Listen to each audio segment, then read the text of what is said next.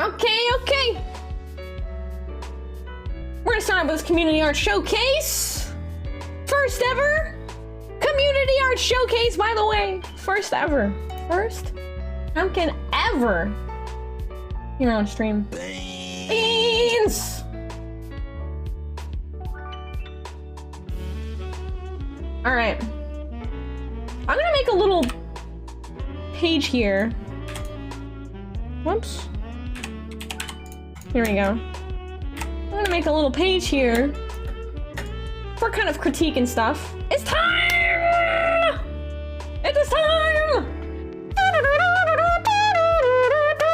I need a little community art showcase jingle. Community art showcase! I'll have Danny play something on automaton. There you go. Welcome! How do I join? Hello, VOJ, welcome on in! We're about to start the first ever! That's right. Community art showcase! Don't mind my writing. Community art showcase. I'm totally professional. There we go. I'm about to start. Make highlights to the segments to survive the VOD purges. That's a good idea! I'm the first streamer ever to get your name right? Really? You serious, VOJ? What? I always get everyone's name wrong, so that's amazing. That's so funny. The only names I get right are like the super hard to pronounce names. Hey, Leica, hello! Okay. Did you say jingle? I did, yeah. John does make good jingles. It's true. You are the master of jingles. Sky opens art. This is bad. 2 out of 10. No, I'm not gonna do that. I'm gonna be no. All right, y'all. Welcome on in. If you are new here, how to join? That is a very good question. First off, you're gonna want to join our Discord community, and the art can be posted in the community art showcase channel. That is the art that I'm gonna be showcasing tonight. I'm gonna first go through like a show and tell, I think, and we're gonna go through this pretty quickly, and then I want to get through some we're gonna go through the critique ones and spend a little bit more time on the critique requested pieces, and I'll go over a few rules for critique here. We're gonna consider this like a group class. Yes, thank you, and hello Carly, thank you so much for the raid. Hello, you sweet bean, how are you doing tonight? How's your weekend? You're here just in time for the community art showcase. It's nice to see ya. As a reminder for chat, do not be mean about people's art. Do not offer critique unless asked for, and keep critique productive. Thank you. Yes. So basic rules. All right. I need critique to be only given if the artist asks for a critique. All right. So if they don't ask for it, then we don't critique it. Period. All right. Only when it's requested. Okay. VOJ, thank you so much for following. Second rule about critique: when critique is given, like if you see someone's art and you're like, I think you should make the horn smaller. Okay, but like why though? Like, you need to explain why. So, and I'm gonna ask you to explain why, because I'm gonna explain. I want everyone to think critically about the art you're looking at and think about why do you want changes in it, and what about it do you like, and what about it would you change, and why. All right. So we're gonna think about it extremely critically and extremely productively. So everything, and if you give a critique on a piece, I also want you to add on something that you like about it that the artist did. Okay? Because I want all the critique to be productive, positive, and we will have no negative comments. All right? And if it gets bad, I'm telling you guys right now, there will be timeouts. Hopefully it doesn't get to that point. It's our first time we've done group critique on the channel here, so we need everyone to be respectful. No point rating system. We want everyone to be positive and constructive in our criticism. And remember, only give critique if the artwork has critique requested, okay? In fact, I will make a little text thing up for the screen here so you know if critique is requested. So, we didn't ask for critiques, but did want a little advice on how you go about shading a busy scene like the one we submitted when you get to it. All right, then I will talk about it, but I won't put critique up on the screen. Like, you know, if you're like, hey, I think the hair should be shorter. Well, see, that's like a subjective criticism. I don't know, I guess all criticism is subjective. Anyway, let me get a little text thing on the screen.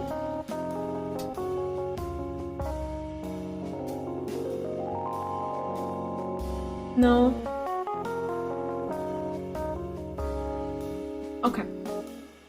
Alright. Wow, I cannot type. Critique requested. So I'm going to make How do you spell critique? C-R-I-T-I-Q-U-E, right? Yo, what's up, Chris? Yo, what's up, Yo-Yo? Hello! Chris, how you doing? 5 out of 7. Horns were too big. We will rate things on a scale from Citizen Kane to Avatar. Alright, you ready? You guys ready to do this? This is the first ever Racc community art night. Okay, so when you see this come on the screen, this means that the piece, the artist is requesting critique, okay? When you see this font here, this thing. If you do not see this on the screen, please refrain from giving critique for the art piece. We're just showing it off. All right? I'll move it up, actually up here. Actually, I'll move it down here, and then I'll make another one.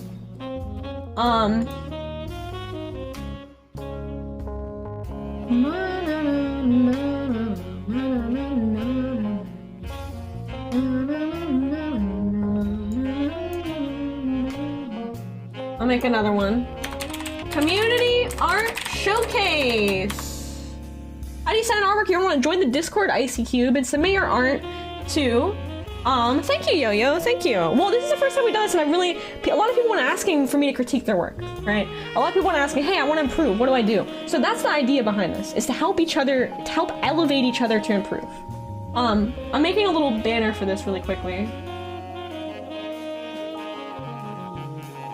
Community Art Showcase. I'm lazy. I should have had a graphic made. But I did not.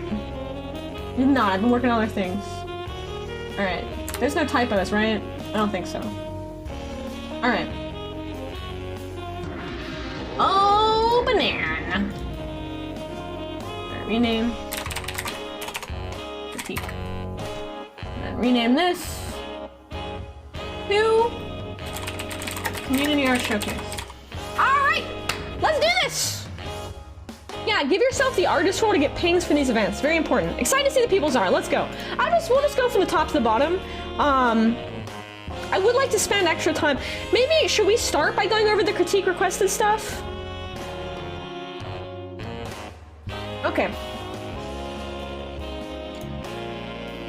We'll do a bit of a show and tell here. Alright, so look, I'm making myself smaller so you guys can get a better view of the art. So this is from Captonium. Yo, what's up, Jack? Welcome on in, an arrow. Hello. I misspelled fart.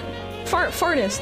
This is from Captonium. This is a Minecraft world, which I think is a really cool first submission that we ever got for the Community Art Showcase, because it's freaking Minecraft art, which is so cool. It's so cool. Sure, since they're being brave and open themselves to others. Yeah, absolutely. Absolutely, Yo-Yo. Yeah, I mean, this is a Minecraft world. Let's see. It looks like there's a castle over there. There's a castle over here in the distance. There's another castle. That's pretty cool. I like this, like, structure building out here. Oh, I'm guessing these are, like, gonna be blocks that are gonna be deleted, maybe. I don't know Minecraft. This is freaking cool, though. This is freaking cool and it's awesome. Alright. Let's see here. Alright, this is our first critique requested. Okay. This piece is by Korn. Alright. Critique requested. Wait, where's my thing? Here it is. Boop.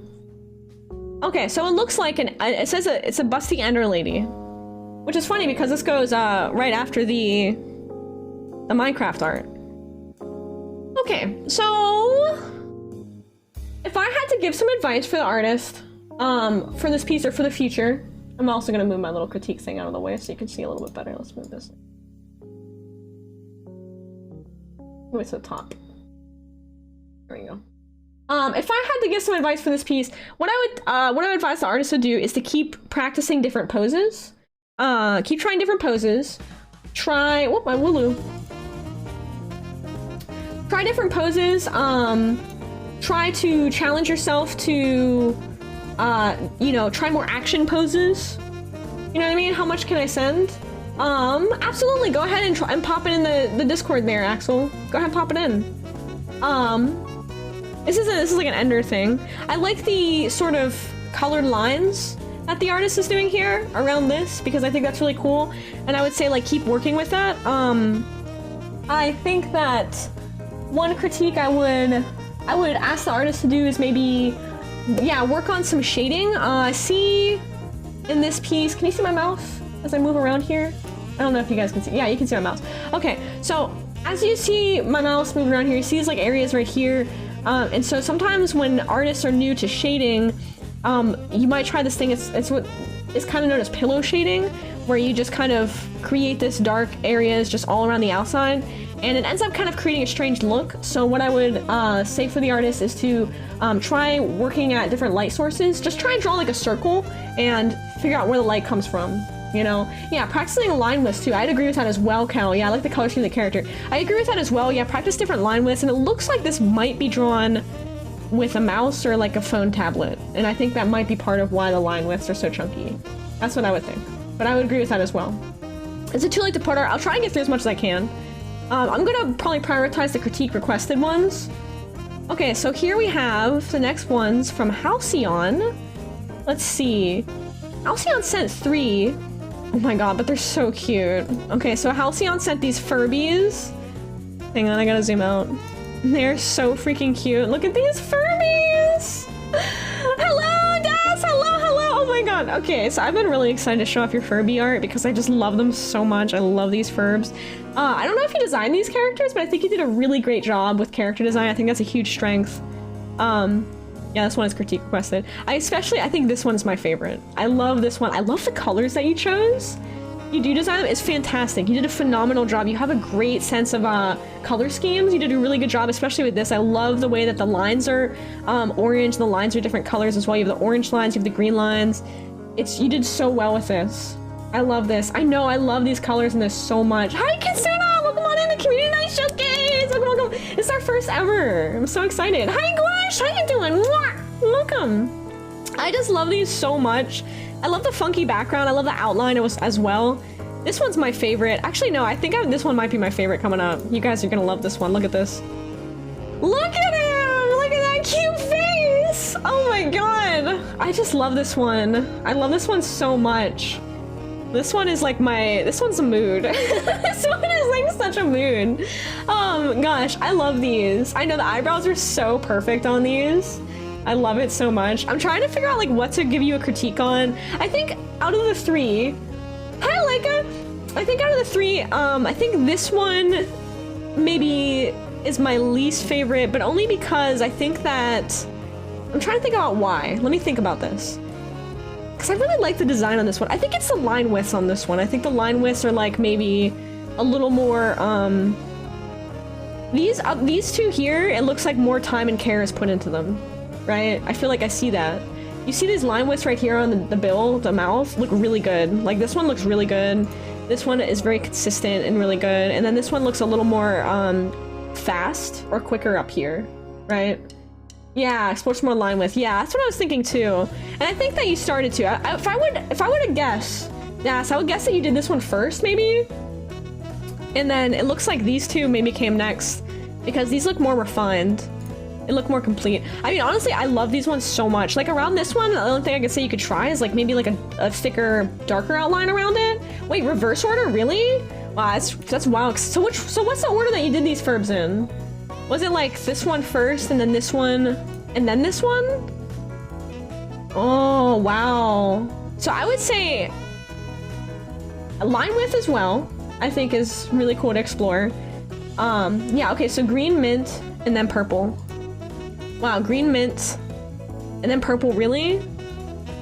You know what I love about this purple one though? You know I really do like is I like the design. I love the gem. I love the eyes. You did a great job with this one. I really do like that. I love the colors that you pick as well. I think you have an incredibly good sense of color palette and color choice in these character designs. I just can't get over this guy. Like there's a quality about him, man, that like look at these eyes, dude. This is just like, I really love this. See, you see how the lines are like thinner here, and then it gets thicker here, and then thinner again? Like, that's nice. I would love to see more of that. I love that. You did a great job, Daz. I really love your Furby art. I just honestly, like, I saw you post this, and I'm like in love with them. I love this so much. Yeah, and the colored lines too are just really strong. And you have a good sense about it, like, about where to use them.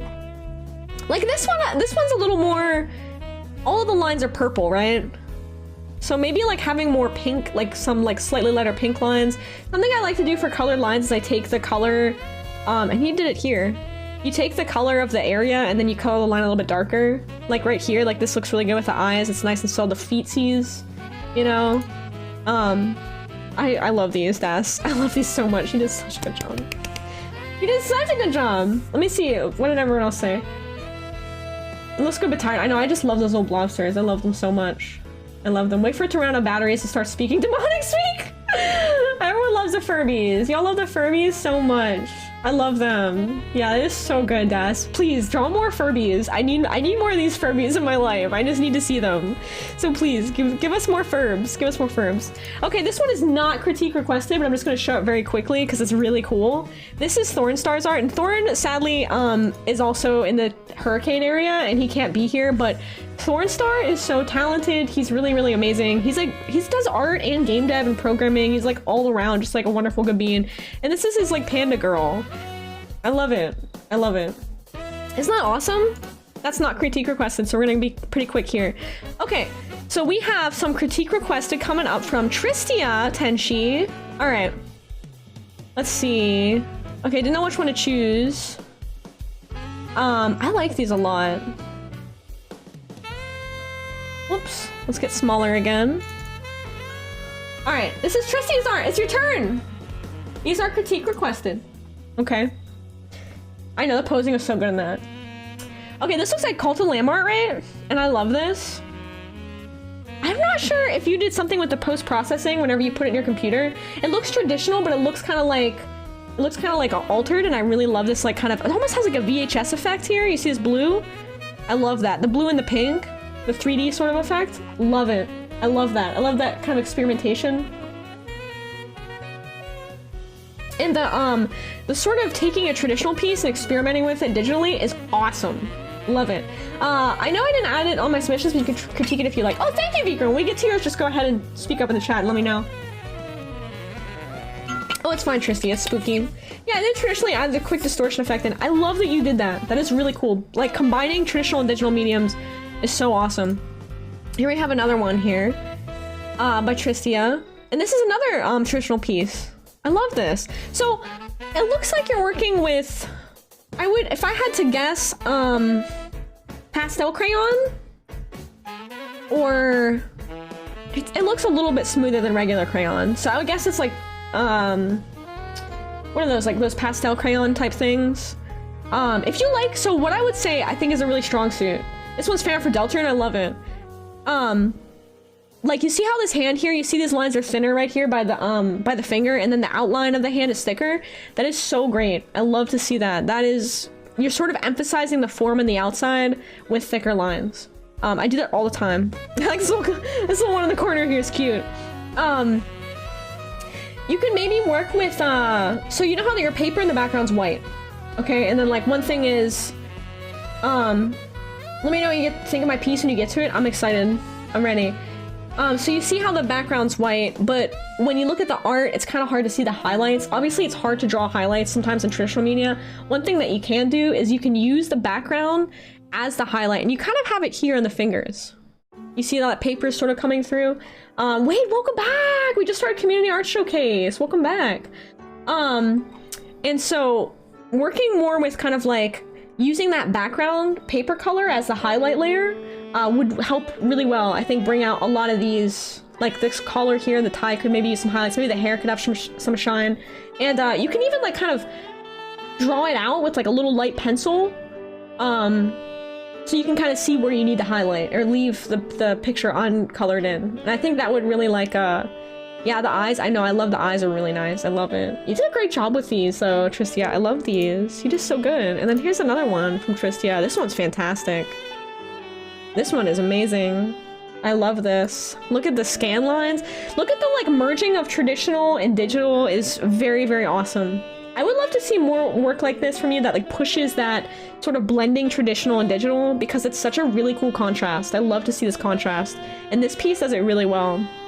You also had the shading down really nicely here. I know, isn't this amazing, Val? The shading looks incredible.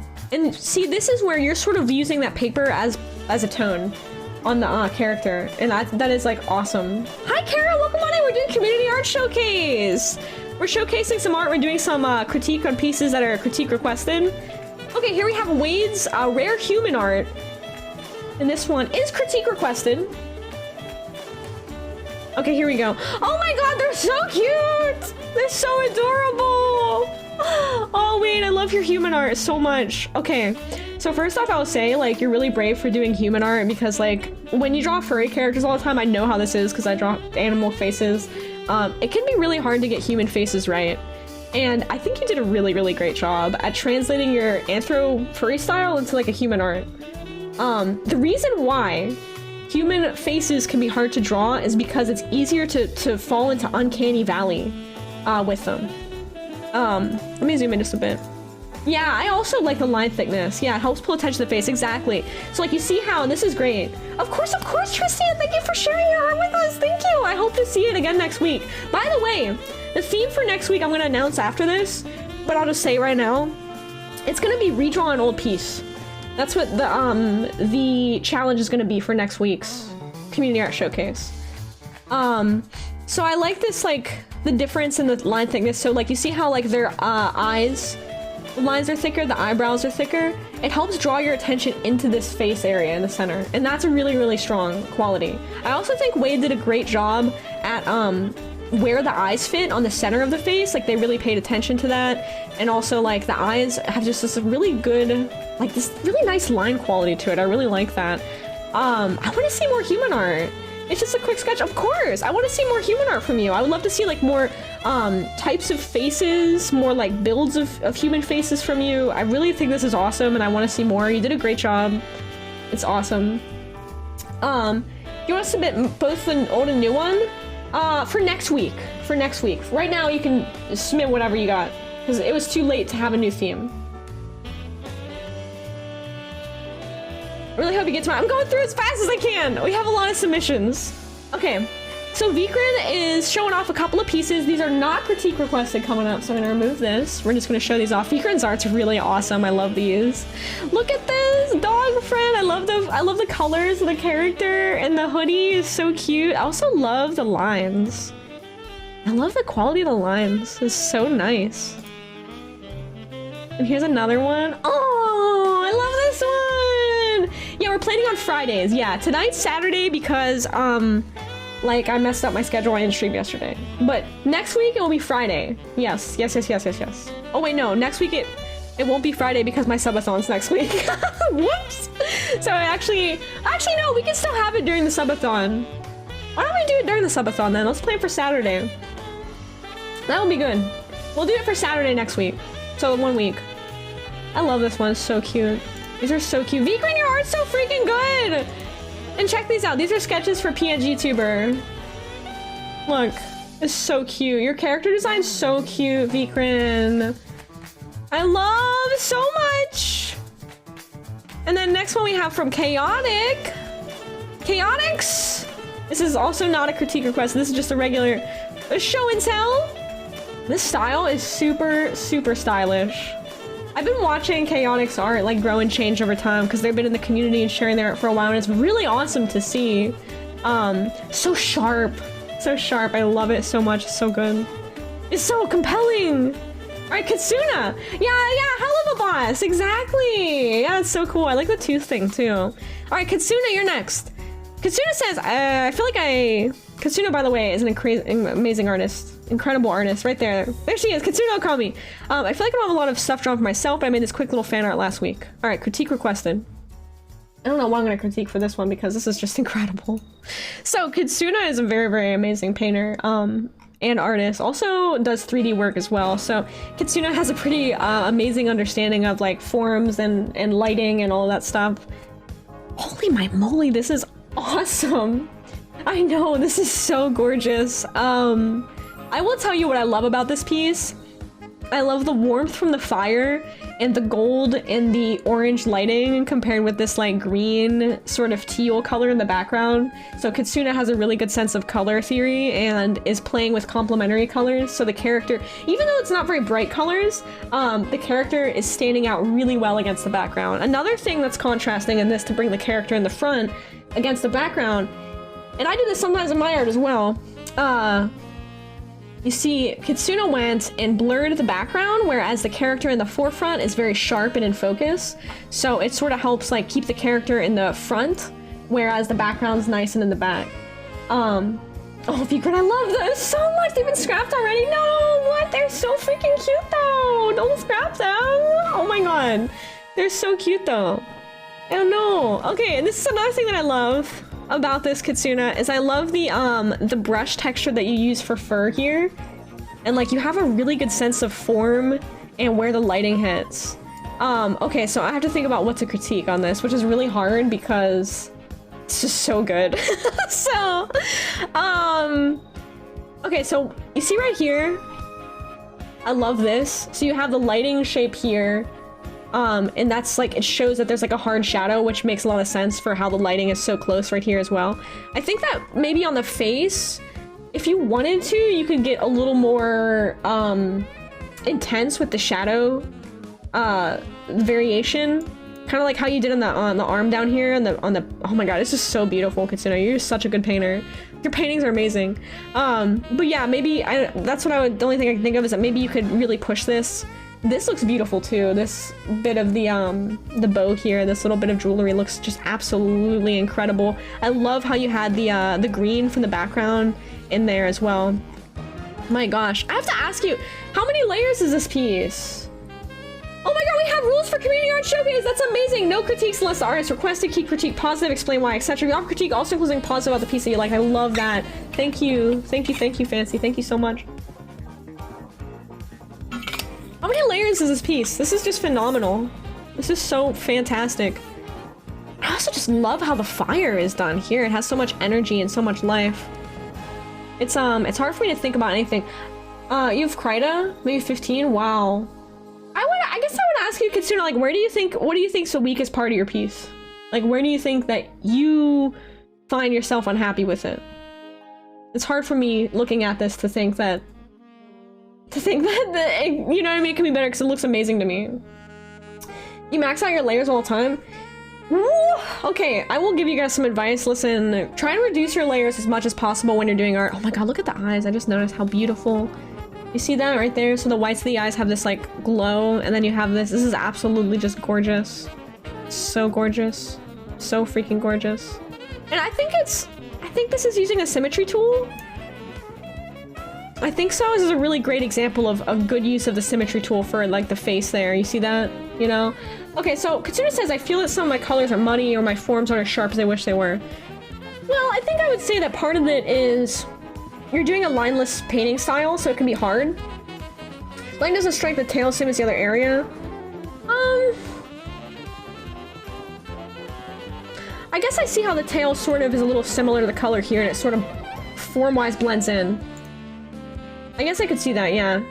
Warmth or cool green. You can even, it is really stretching. You can even get some of that green lighting on that tail to show the tails in the back, or you could even try and like push that tail back further. So, colors are muddy. I don't think your colors are muddy. I actually like your colors. You know what I think? I think, if you want to push more vibrant colors, take what you have and push it a little more towards saturated, like where you have this sort of greenish here. Try and mix in some purples and maybe some like even some like reds, you know, get a little more a little more saturated in the scale. You can push the contrast maybe of the shading just a bit. I think that the soft style is beautiful though. This is me trying to really find things to critique Kitsuna because this works amazing. And as far as the forms, I think it's a bit difficult, like especially with right here where you have this sort of lighting. It's gonna be hard to find sharp forms when you have like this sort of lineless style. but I think that this is just a gorgeous piece. But I would keep working on that, like, I don't know, this is really hard for me because this is just amazing, Katsuna. I don't know what to critique on you. You did so well, you did so hecking well. Like you see, I don't know, maybe like where this tail meets here, these two colors are sort of a little similar. Maybe like maybe you can incorporate some lines into it, but not too many. I don't know, keep pushing it, keep trying new things. Keep trying new things, you know? Frocking with the hand fur applies. Oh yeah, I see that right here. Yeah, like this is really nice. I guess the hands are a little hard to see what's going on. But they are sort of like, it looks like the character has armor, and also there's like this fire, so the light is, yeah, I know, I'm really trying to dig too because it's so lovely. Katsuna, you did amazing. You did absolutely amazing. That's incredible. I just love the background. Let me get a better view for you guys, a full view. Look at that. It looks like it could be like on a tarot card or something.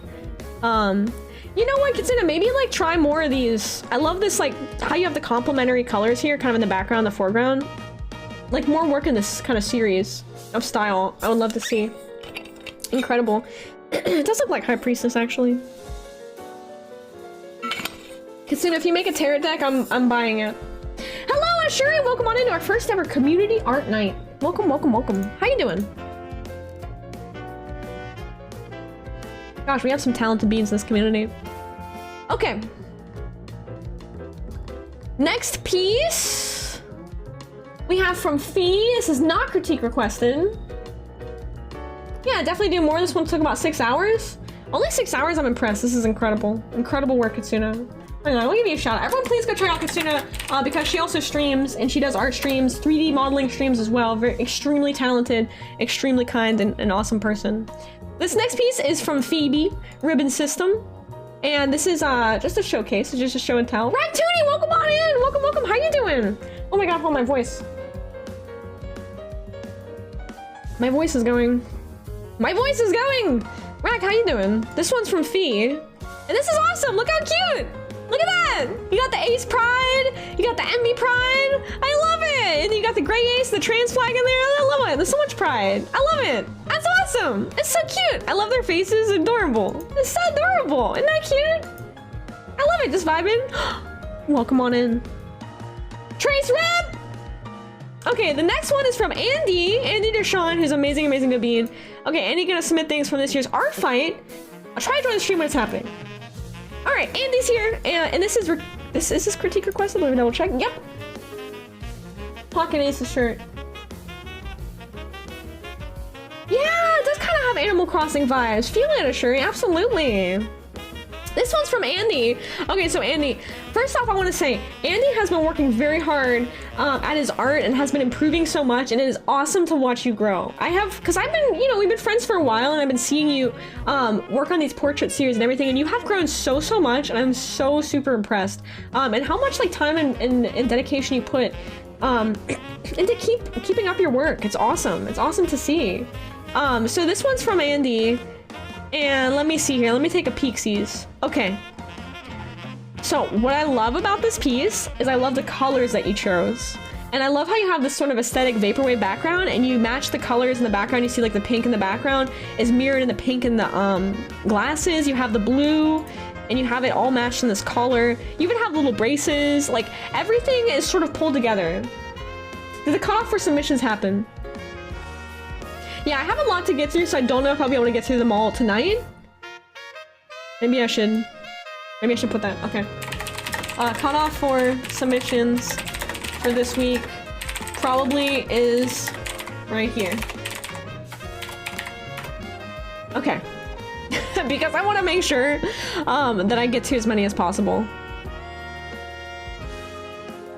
So we have a lot. Okay.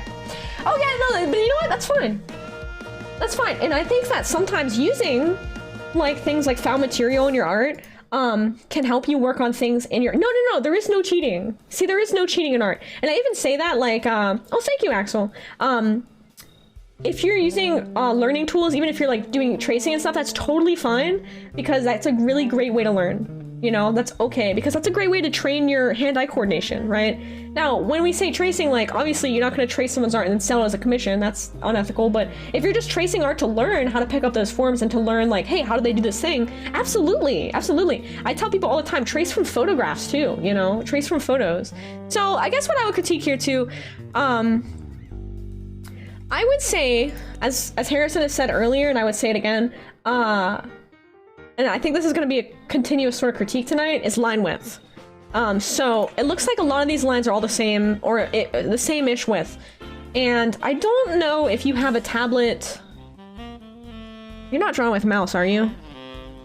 Oh god, please tell me you're not drawing with the mouse. If you do this with a mouse, then you're a champion. You're an absolute champion. Use a tablet. Okay, good. So if you're using a tablet, you have that pressure sensitivity. We want to use the lines, thicker lines, to emphasize certain areas of the mouth or certain areas of the form. You have a single brush to use for the lines. Try different brushes next time. That's what I would say for you for your next couple pieces. Experiment with some new brushes, Andy. Try thicker brushes and mouse gang wrap. Oh my god, I swear to gosh, if we get people submitting mouse art tonight, I'm gonna scream. Not because like I don't like it, but because I just wish you guys had a tablet, because it's painful to draw with a mouse and I'm sad. I'm sad for you. Yeah, so try different brushes, try thicker brushes, and come by, submit your art next week, Andy, with like some different brushes that you're experimenting with. Well, you did pixel art, so that's a little more reasonable to do with a mouse, but it's still kind of unreasonable. All right, it's still kind of unreasonable. You've drawn horses with mouse. Oh my god, B. Please. Please, B. Alright, the next piece is by Bimini. Bimini said, I suppose I should... I can't read. Absolutely, Andy. I'm excited to see your work again for the submission for next week. This next week's art showcase will be on Saturday again. I'm going to be doing a subathon, but we'll make it part of the subathon, so it'll be a block of the subathon. So go ahead and submit your art. The challenge for next week is going to be redraw an old art piece. All right.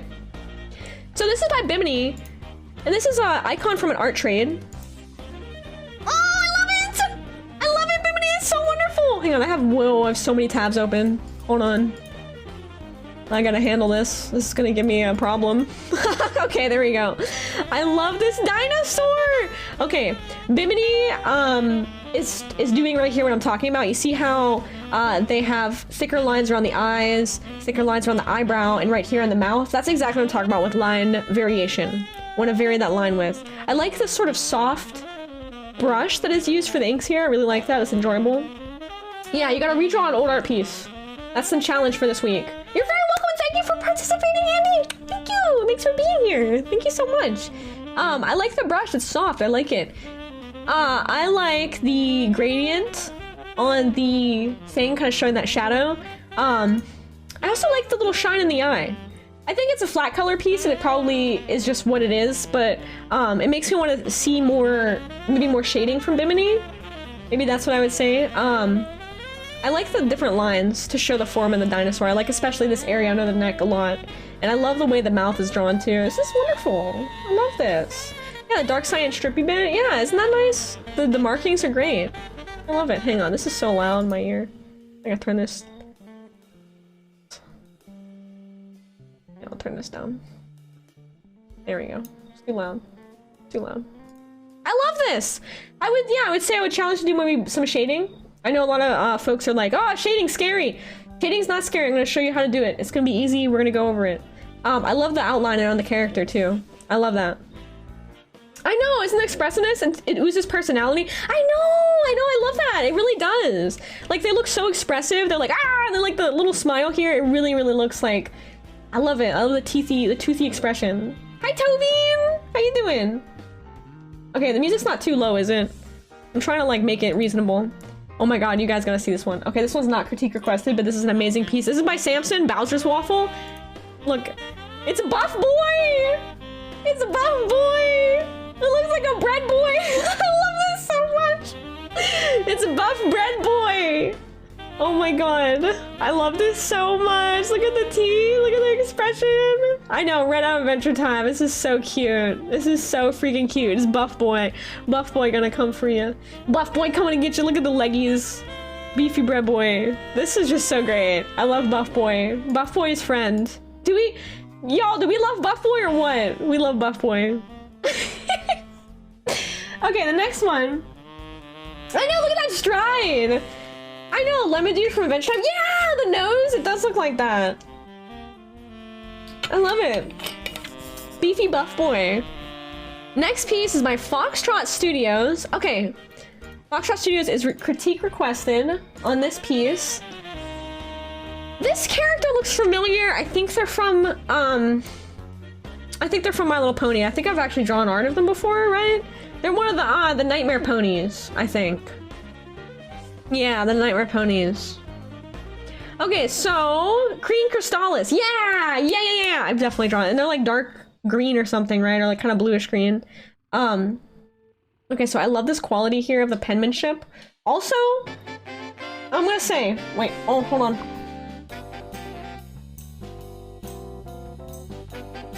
Changeling Queen, yeah, Changeling Queen. Hang on, let's zoom in this way so you guys can see more of it. It's a changeling before they're reformed. Okay, cool. So what I'll say I love about this, and I would honestly, I would give more people the challenge in the chat to do this, is drawing with a ballpoint pen. It's great. It's a great exercise, and you can see you can kind of see their process, and this is why drawing with a ballpoint pen is great. Is like you can kind of see where the sketch starts, you can kind of see the outline and where the inks start to go in. They have a good sense of, wait, hold on, who is this? This is Foxtrot. Foxtrot has a good sense of like line width. Hi Kimberly, hello! I see you doing something which is badly needed in this role, which is encouraging, inspiring, and helping artists. Oh, thank you for doing this, thank you for being here! Thank you, how are you tonight? I saw you submit a piece, I'm excited to show it off. Thank you. My Pony Soda Thunder is a hybrid? Oh, right on. Pony Soda's cool. So, but yeah, I love this. You see the lines are thicker here, and thicker under here, and then thicker here. I like this. So you can kind of see the line weights express where the importance is of like the different lines of the character, where your eyes go. The line weights control where your eyes are gonna go on the character. Sherry, thank you so much for following and joining us tonight. Thank you. I hope you're having a wonderful night. What my critique would be on this is, I think the same amount of attention given to the front of the horse could be given to the leggies down here. It seems like the leggies were sort of like a little bit quicker, faster, hastily drawn, and also to the wings and the tail. You know, it seems like they're like a little bit faster. Should at least kind of, if you spread that line width, like thicker lines are out here and out here, it'll help your eyes go around the piece a little bit better. Right now, my eyes are really focused around the front of the horse, and it's kind of like weird to go around here because the lines are so different. What's the difference between line width and line weight and line width? Kind of like the same thing. So hang on, I'll show you guys what I'm talking about. Okay. So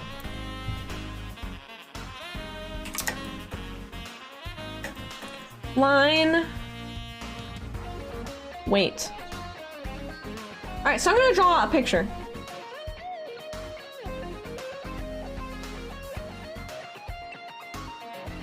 So I'm drawing this I don't know, teddy bear guy, okay?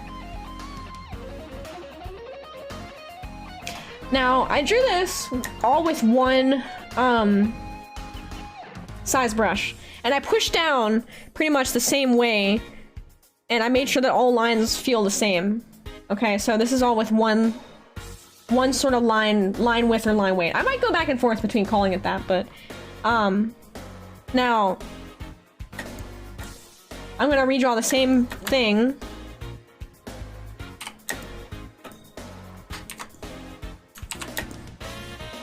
But I'm gonna do it with, I'm gonna make my brush a little bit bigger. And I'm gonna try and do like some variation, okay?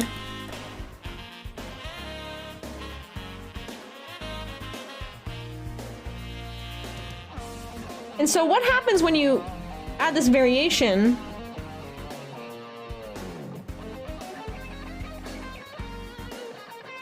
is that the piece looks like a little bit more, a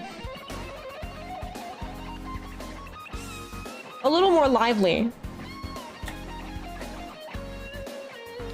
So I'm creating a thicker line down here and a thinner line up here. to show like kind of the weight of the arm. All right, you see that difference there? And then down here, same thing. And so the difference is that it's just a little more like lively and visually interesting. So that's what I talk about. When we're talking about like varying the line width or weight or whatever I call it, you can kind of see the difference. One is just like a little more movement, a little more visually compelling. So whenever you're doing with a tablet, what you want to do is you make your brush like a little bit bigger than what you would want it to be, and practice making your strokes a little bit lighter.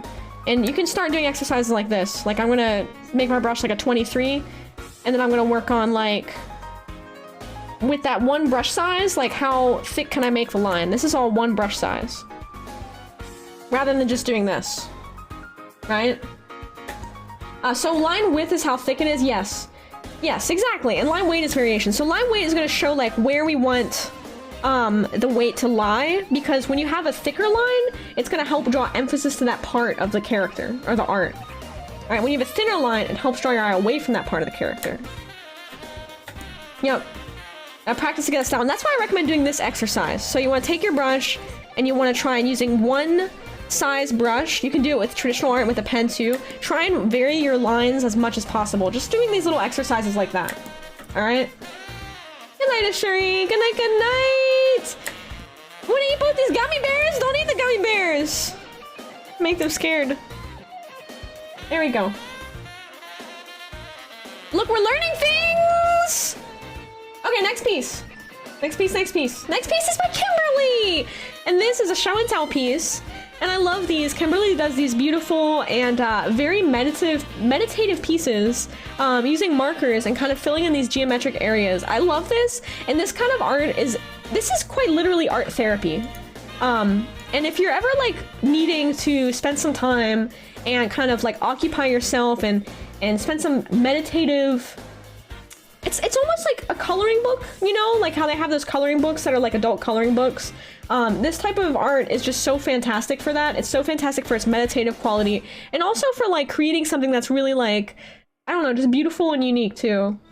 It's like one of those things where I feel like this takes a really long time to do a piece like this, you know? And I'm sure that, you know, when Kimberly was doing this, she's probably thinking about all kinds of things. And one of the interesting things about art is like, when you look back at what you've drawn, it's almost like you can remember what you were thinking of and like listening to at the time. And it's almost like a weird way that it sort of seals in your thoughts in the moment. And I think these types of pieces and this art is fantastic for that. I love using all the different markers and everything. It's gorgeous. The sense of color is amazing. It looks like it could be a shawl or a many things. Yes. Yeah, exactly. It's like an art piece that's just as much about the process as it is the final piece. And all art's like that, but definitely like geometric and meticulous is the right word. Meticulous art like this is very much so like very meditative and yeah, quilt. It looks like this would be an awesome quilt. Meditative process. All right, let's see. The next one is by Laika. Do this for fun and back. Sorry if I'm I'm just a little bit sick. It's calming. Yeah, exactly. Do this for fun and back in January. Facing off a pair of undies I saw when moving that were in a gas station. Oh my god, I love this. Trophy husband. Oh my god. Okay. So this piece by Laika here, like first off, I absolutely love the textured brush. Let me zoom out a little bit because it's a little bit hard to see. There we go. I love the textured brush that you did. I think it really has like, it almost has like a pencil, it looks like an Adult Swim cartoon. I mean that in a really interesting, in a good way, because it has this beautiful hand-drawn pencil-like quality to it that I think is really great. I really like that. I love the expression on the character down here so much. Like the eyes and the face are just absolutely perfect. I can't think of anything to improve on that. I love that so much. I love the style. I would love to see more work with this brush. It's sort of in this style. I like it a lot. Yeah, isn't it great? Louis be like, yeah, absolutely correct. Meditative. Yeah, exactly, Kim. Exactly. That kind of art's really fantastic for working on meditation. I know, isn't this great? I think the critique I would give isn't in the front, the character art or this. I think it would be in the background. because I recognize like a lot of these, I recognize these brushes as Clip Studio like terrain brushes. And so when you use the Clip Studio terrain brushes, you kind of have to be careful to use them in a sort of sneaky way so that they don't appear too obvious as the Clip Studio terrain brushes, because like everybody uses them, you know? I would maybe try to, I don't know if hide is the right word, but integrate them in a way into the background that's like a little more natural. I actually really like what you have down here. See these little like dots? I don't even know if it needs these brushes. Like these little dots down here, like I like that. Like it's a piece that I don't know if it necessarily needs like a whole background, but I honestly really love it. I love this piece. Yeah, trying to get it out. Yeah, learning shading right now, been hard. You're doing amazing. Like you have a great sense, and also you're like the brush work and like the expression that you drew here on this character is so phenomenal. I also think that this sleeve area, whoops, it's a little hard to see on the stream, but see this sleeve right here is just so fantastic. Like I love it. I love it so much. I think that like this piece shines this because it has a cartoon feel, and it has like a quality to it that I think it works really well without shading. Right, but that being said, shading is always something I encourage people to try. But yeah, like, you know, whenever you work on a piece, like go into a piece thinking, hey, I want to practice, I don't know, shading, or hey, I want to practice like my background work with this piece, and you know, take it one piece at a time. This is just fantastic though. I love this. I love it so much. Like you did a great job. You did an awesome job. Okay, I need to take a very, very quick break really quickly because I'm out of water and I'm a little tad under the weather. So I'm gonna BRB 2 seconds.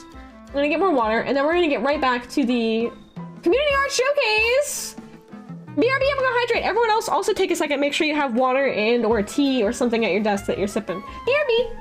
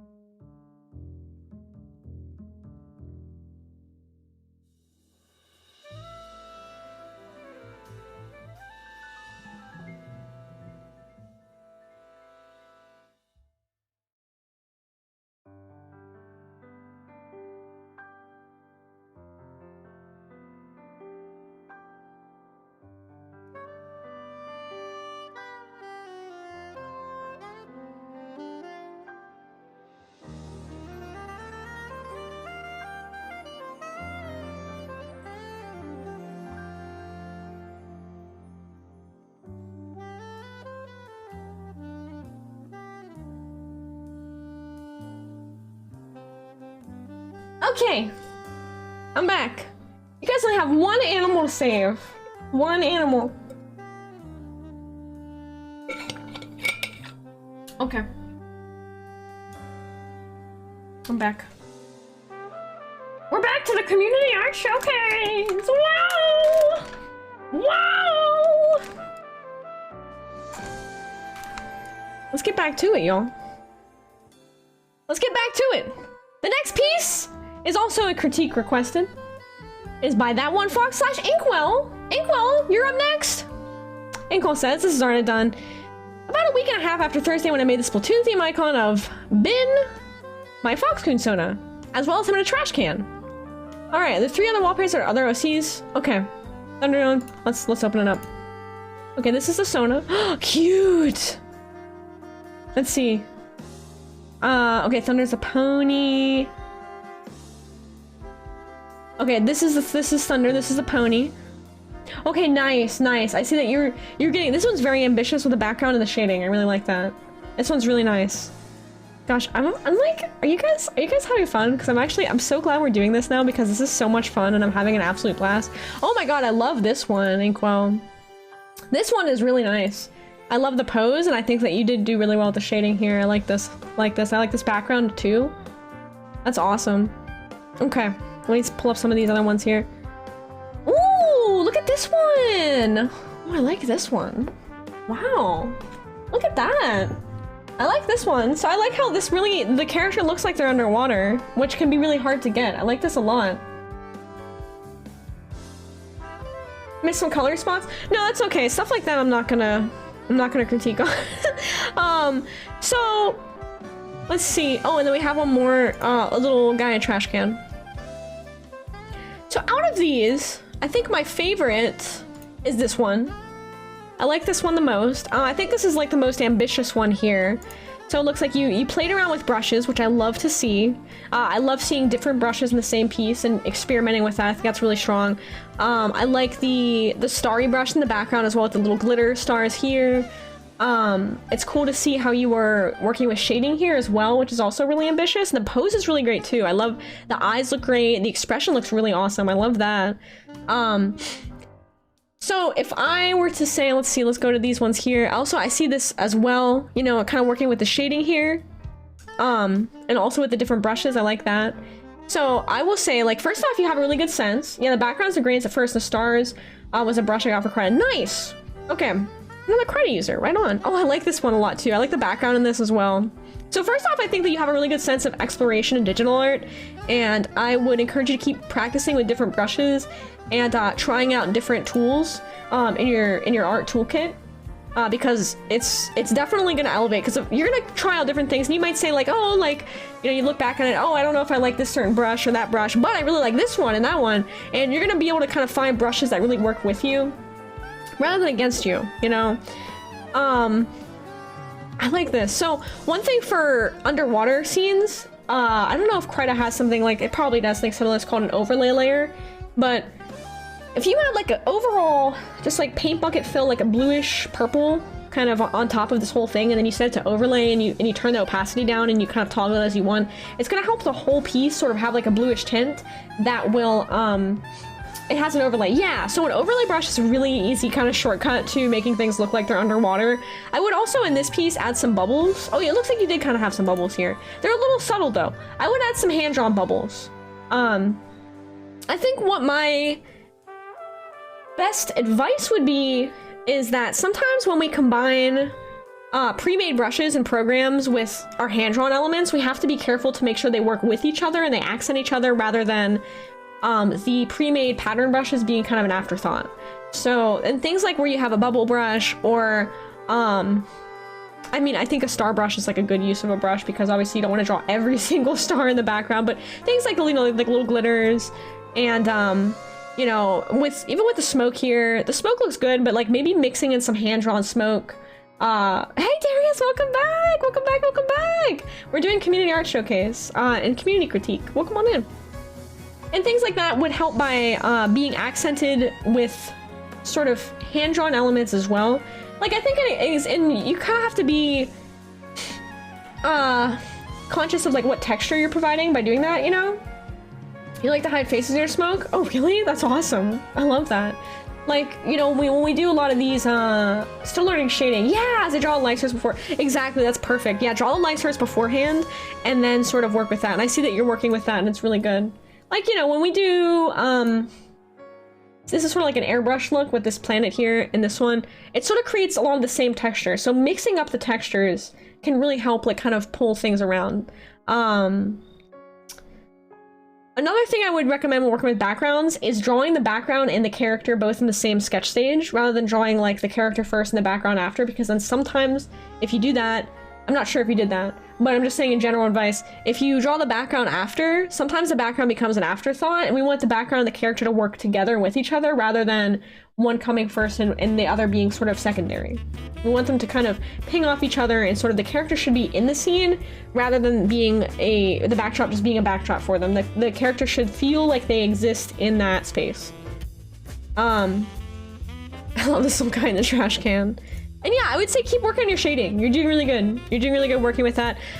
Work with looking at photo references. I think you're at the stage where you can start really looking at that and seeing how the forms are affected on the body by shading. I think this is the best piece you have right now with the shading. I would encourage you to get a little more,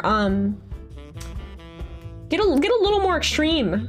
Don't be afraid. This shading looks kind of like, you know, oh, I'm kind of testing the waters of shading. I'm not sure. Let's see the Inkwell Studios like really. Let's see you express yourself. Get a little bit extreme with that shading. Get a little bit crazy with it, you know? Get a little bit wild with it. Really, really show it for it. Don't be afraid to do darker shading and do high contrast stuff.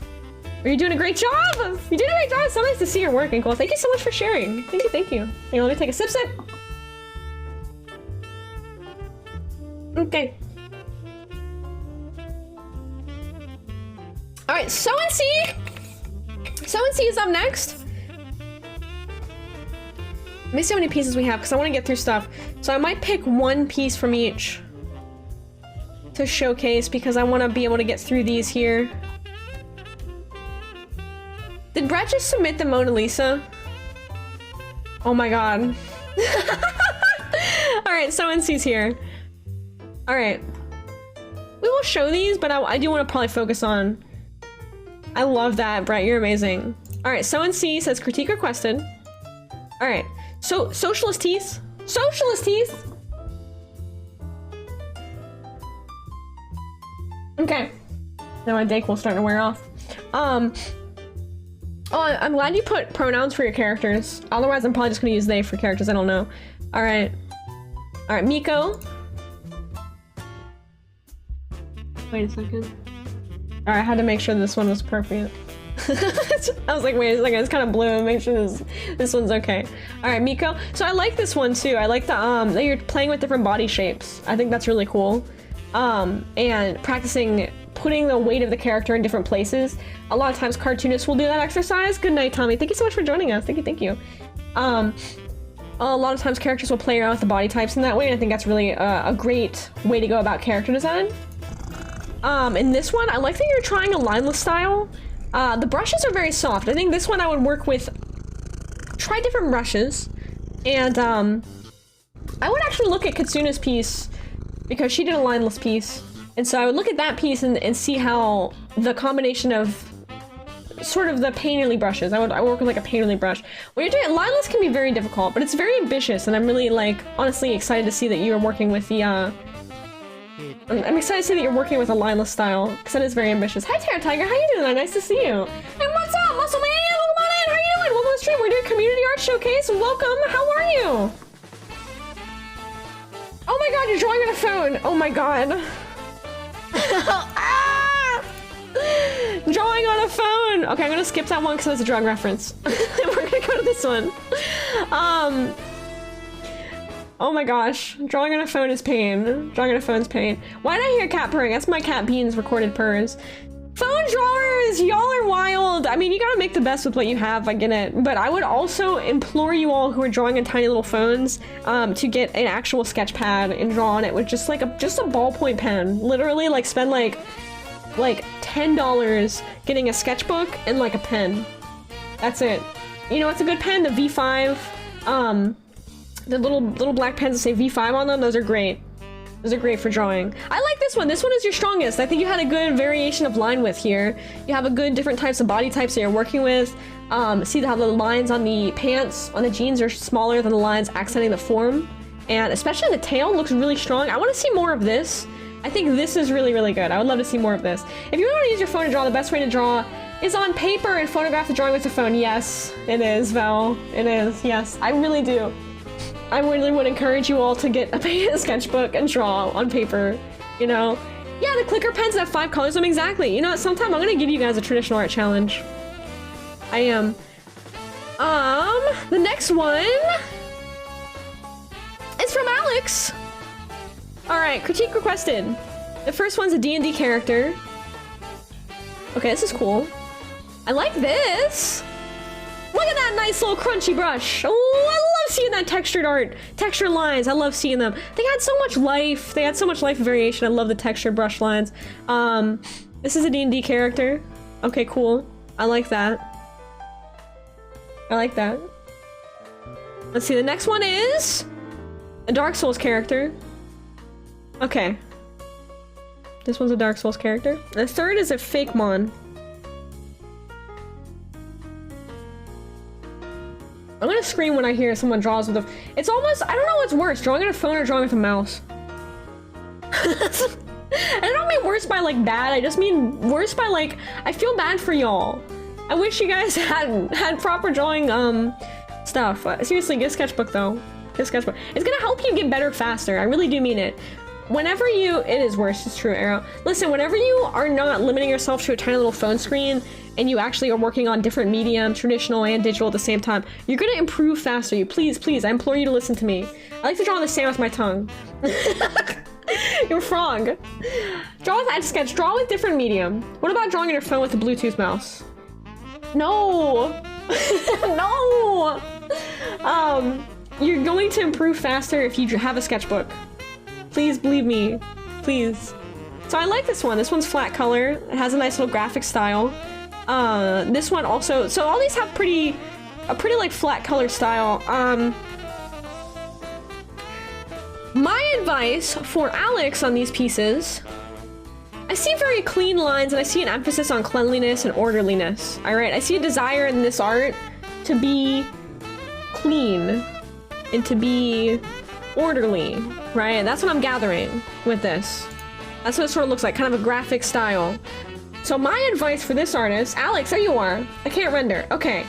My advice for you would be to practice some fast, dirty gesture sketches. Not dirty as in nasty. I mean dirty as in messy.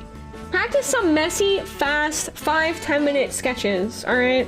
Don't line them, don't fix them, don't improve them.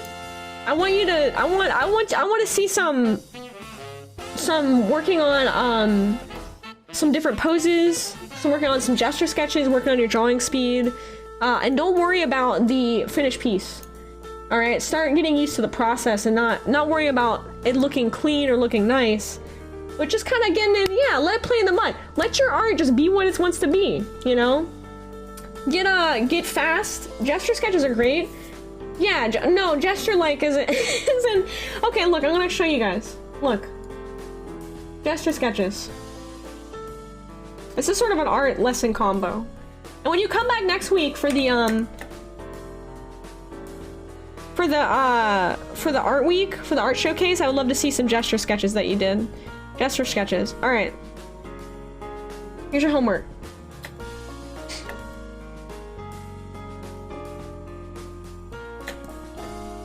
So you want to do 5-minute sketch? And when you do this, get some photo references up. 5-minute sketch. 10-minute sketch, do 2 times, 2 5-minute sketches, all right? 1 10-minute sketch, and then do 1 30-minute sketch. And I mean sketch, no lines, no colors. In fact, do a 2-minute sketch too as a warm-up. All right? Time yourself and don't go over the time. This is gonna help you. And I mean, they should look like this. Like if I'm drawing a raccoon, like look, I'm just fast. I'm just getting the forms in there. Like it's like, wow, you know what I mean? Like don't even worry about it. Don't even think about it. Turn your brain off and let your art happen. That's what I'm talking about with this. Yeah, because when you take out the what you want it to look like in the end, the process becomes so much better and so much So much easier. It'll help. No lines? What do you mean no lines? Fast and loose. Exactly, fast and loose sketches. No, you can use lines. Use pencil. Big brain. Big brain! Alright, next one. Okay. Oh, these are awesome. This is Toby, and this is show and tell. This is not a critique. Let me take off the critique. Toby! I love this! Look at this! Look at the colors!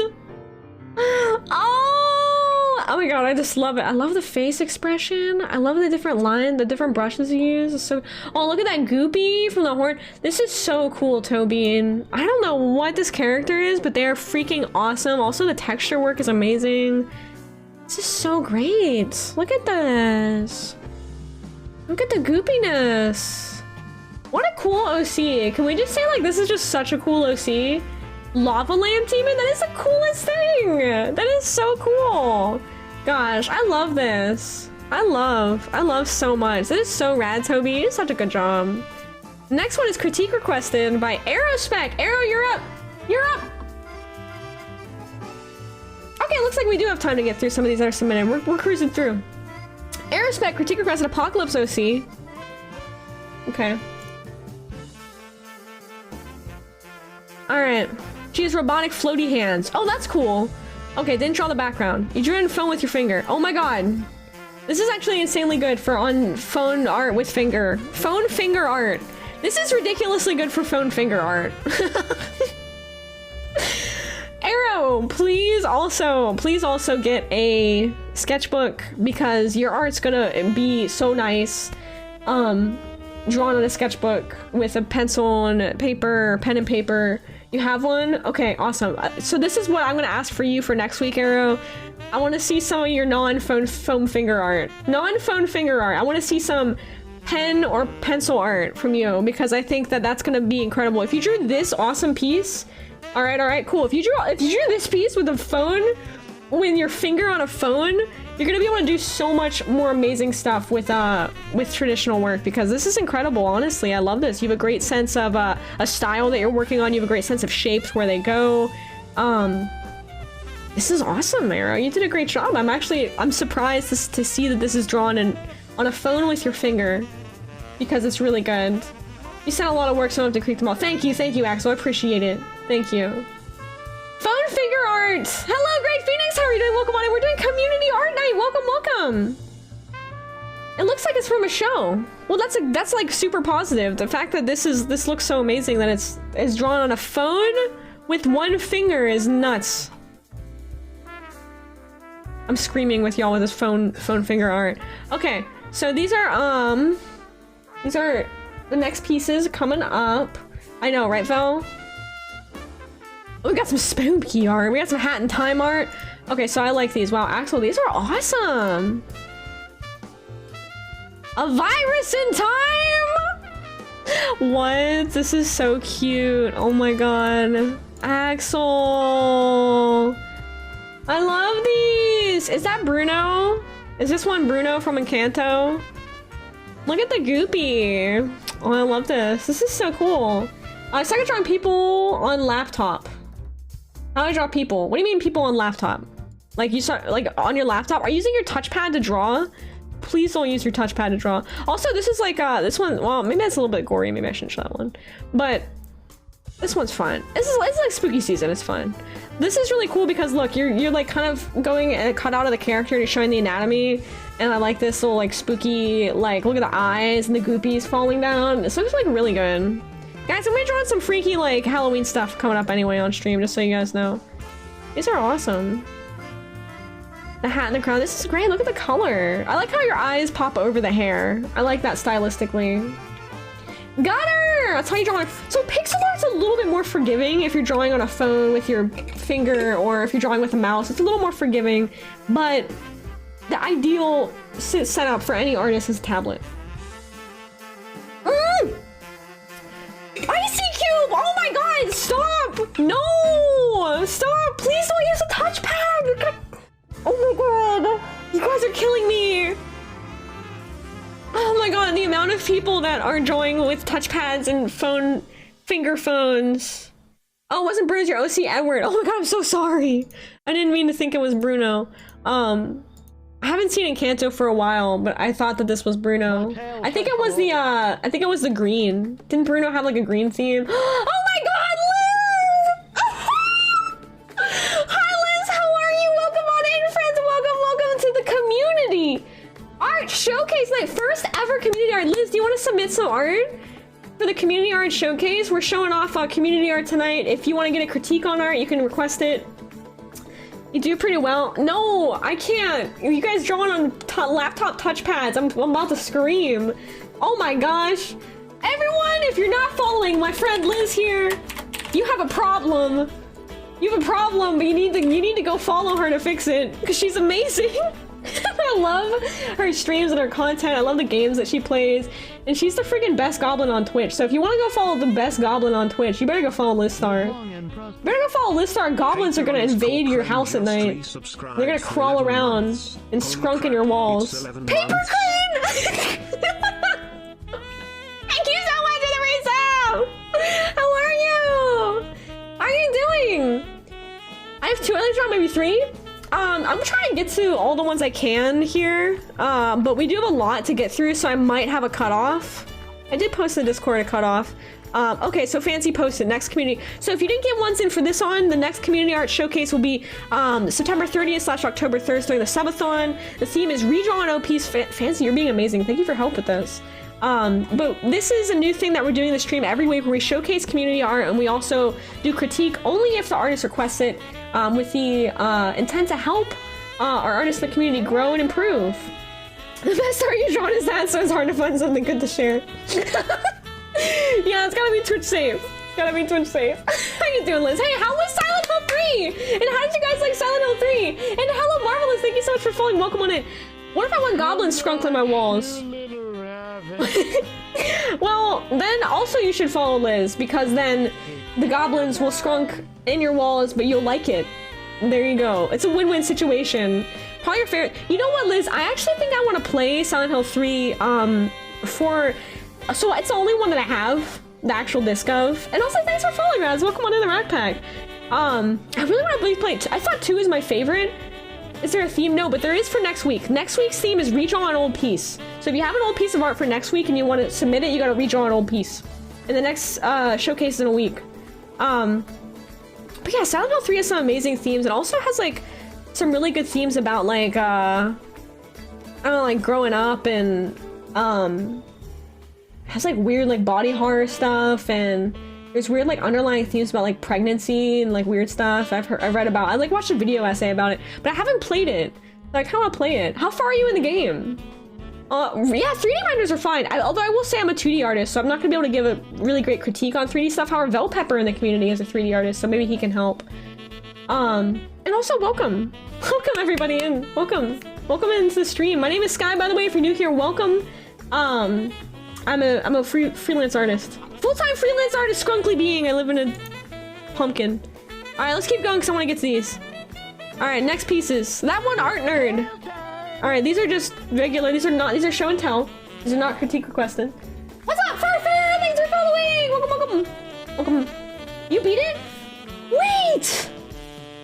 How long did it take you to beat? You freaking beat the whole game tonight? If goblins come into my house, they'll have to pull their weight. They're not gonna do that. They're gonna knock things off your shelf, because that's what goblins do. Look, this is a cute face. I like that. This one's cute. Look, pencil and paper. It's adorable. It's so cute. That's what I'm talking about. Pencil and paper. It's beautiful. Yeah, because you rated. Absolutely. So we have the cutoff for tonight, but if you want to send an art because you rated in, I would love to show it. Absolutely. Okay, we have Pumpkin Potion up next. Okay, Pumpkin Potion asked for critique on these pieces. Okay, Pumpkin has been working on her art. Wait, Pumpkin, are you still here? Maybe I should poke Pumpkin. Okay, she's lurking.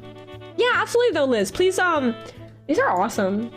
Okay, you're here? Okay, awesome. I want to make sure that you're here for the critique. You only do this art traditional. Traditional art's freaking awesome. Okay, send in. Heck yeah. Critique is good. Okay, we have Liz's art here too. Let's do Pumpkins real quick, and then we'll do Liz's. Let's do that. Okay. So Pumpkin has been working on digital art and I'm super, super impressed. I love the like kind of, okay, so hold on, this music's driving me nuts. Where's it coming from? Hold on, there's so many tabs. Oh my god, hold on. There's so many tabs open. Oh my god.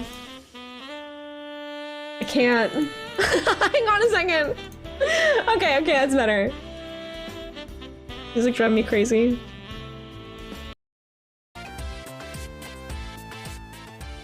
There we go. Okay, sorry. Alright, so Pumpkin has been doing an awesome job, and I can see right here, and when I look at these pieces, I see that Pumpkin, you're really good at like kind of looking at and paying attention to like what kind of style that you're interested in. And I see that you have like an interest in sort of like a Disney style, you know, and it has like a very like kind of cartoon look. Especially in what I really like are the eyes and the way that the faces are drawn. A little symbol of where the sound is coming from. What are you talking about? What are you talking about? For how you doing? Welcome on in. So I think that the strongest pieces are in the faces, which the strongest part of it is in the faces, which is actually like amazing because I feel like that's the hardest part of the whole piece is like getting a human cartoon face to like look not, what do you say, uncanny valley. These look really good. Like these faces look really good. And the way that you see how this little kind of overshoot on the eye here, love drawing faces. Yeah, and I see it because you have like a really good sense of it. Like right here too, you see that little overshoot that you do for the eyelash and the eye, like, and how the eye is not completely fully connected. It looks really, really great. Like I love how the nose is drawn here and like everything on the face is like placed in a way that I really enjoy and I like seeing. Like I love that like his chin's bigger here. That's so cute. Like it's really like, I like to see that too. And I think that a lot of times whenever I see people kind of getting into drawing human faces, especially if they're coming from furry art, a lot of times, and I'm guilty of this too, like I'll draw the same type of face. But I like to see the face shape mixed up here. Like you have a very different face shape on this guy versus on her face, and I love to see that contrast. I really, really enjoy that, and like I would love to see more variation of face shapes and stuff. Also really think that the hair direction is really good too. Like paying attention to like how the hair flows, what direction it goes in. You have the same thing going down here with this little pokey thing down here. Looks really good too. I like it. Yeah, exactly. Very pronounced shapes, how different the faces are looking. I know, I love that so much.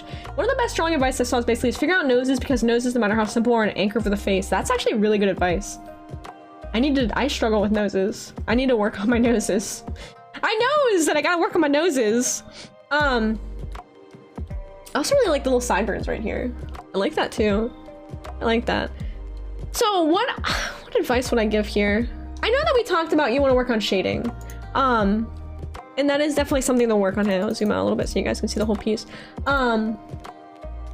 Because your flats are really strong. I think that you have a good sense of what you like in a color palette, which is like more subtle colors and more desaturated colors, and I like to see that sort of played on. And you can play on that. I want to work on shading too, but I don't even know where to start. So do you want me to, could I demonstrate some shading exercises for y'all on stream? And I could use either Pumpkin or I can use your piece, Liz. And this is Liz's piece here too. We're gonna kind of talk about both of these two.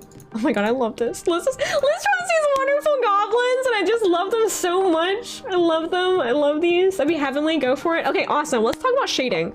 Pumpkin and Liz, so it's okay if I use this piece, or let's see, and like do the little shading exercise over it? Yeah, I know, I love this goblin with attitude. I know. She has no name, but I call her the hair monster. I love this big 80s hair. And once again, you see the same thing I was complimenting right here with this piece. The direction of the hair is very good. Like we see that the hair is flowing forward and out. Go for it. Okay, cool. Let's talk about shading because we want, we are gonna be working on that, right? Let's get both of these pieces inside and I'm gonna show you guys some shading and how I work with it. All right. Learning time with the Racc! Okay. Gotta head back for my final shifts to work. Have a great time at work. Thank you for joining us. Shading. Easy peasy. All right. Yeah, fellow safe playing flat color enthusiasts. All right, so we're gonna show you guys shading's very easy, and we're gonna go into it. We're gonna do it on both of these pieces here. So here, Liz Star. And this one's Pumpkin Potion. Whoopsies. Pumpkin potion. I can't write. Pumpkin potion. I can't write. Yeah. Okay. All right. So first things first with shading. Decide on light source. Where is? Make this brush a little bit smaller. Where is the light source? So when you have 3D modeling, you often have a little light in the corner. It kind of looks like this. Like Vel knows this. And it'll show where the light comes down. And so this might be helpful, especially, and this is what Inkwell was doing earlier when they were working on their piece, is even just draw it out. All right, so we're gonna draw it out. So we're gonna draw a little light bulb here, just to show where the light source is gonna be. Okay, light bulb, that's a light bulb. And so a light source is gonna come at this angle. All right, secret shade is you can do whatever you want as long as it looks really cool. Where's the rim light coming from? Who cares? It's cool as heck. I kind of do. I do that a lot. I'm like, where's the light coming from? I don't know, dude, but it looks cool. Whatever. Whatever, man. All right. So the first thing I'm going to do is I'm going to make a new layer. And this layer I'm going to set to multiply, okay? And I'm going to turn the opacity down. And now what color do you... Okay, my advice on moving a more complicated device for digital art. Okay, it's a bit daunting.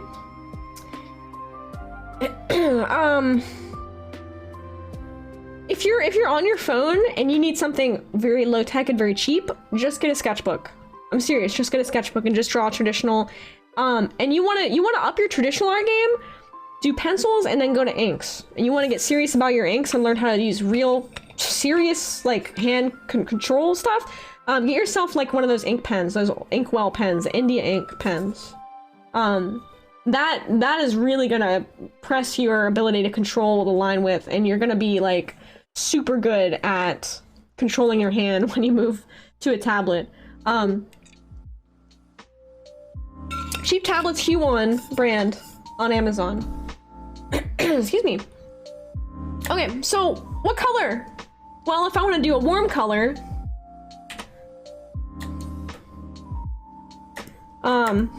actually here, I'm gonna demonstrate this. So what color? So warm shading, and then you can have some cool shading or some middle, and then if you want to do like a cooler shading, you want to do a blue. All right. And so we have this kind of this pink, blue, purple look. All right. For this piece, we'll do the pink. And then what we'll do is we'll take this, we'll set layer to multiply. And you kind of mess with it around like 45, you know, to like 60% opacity.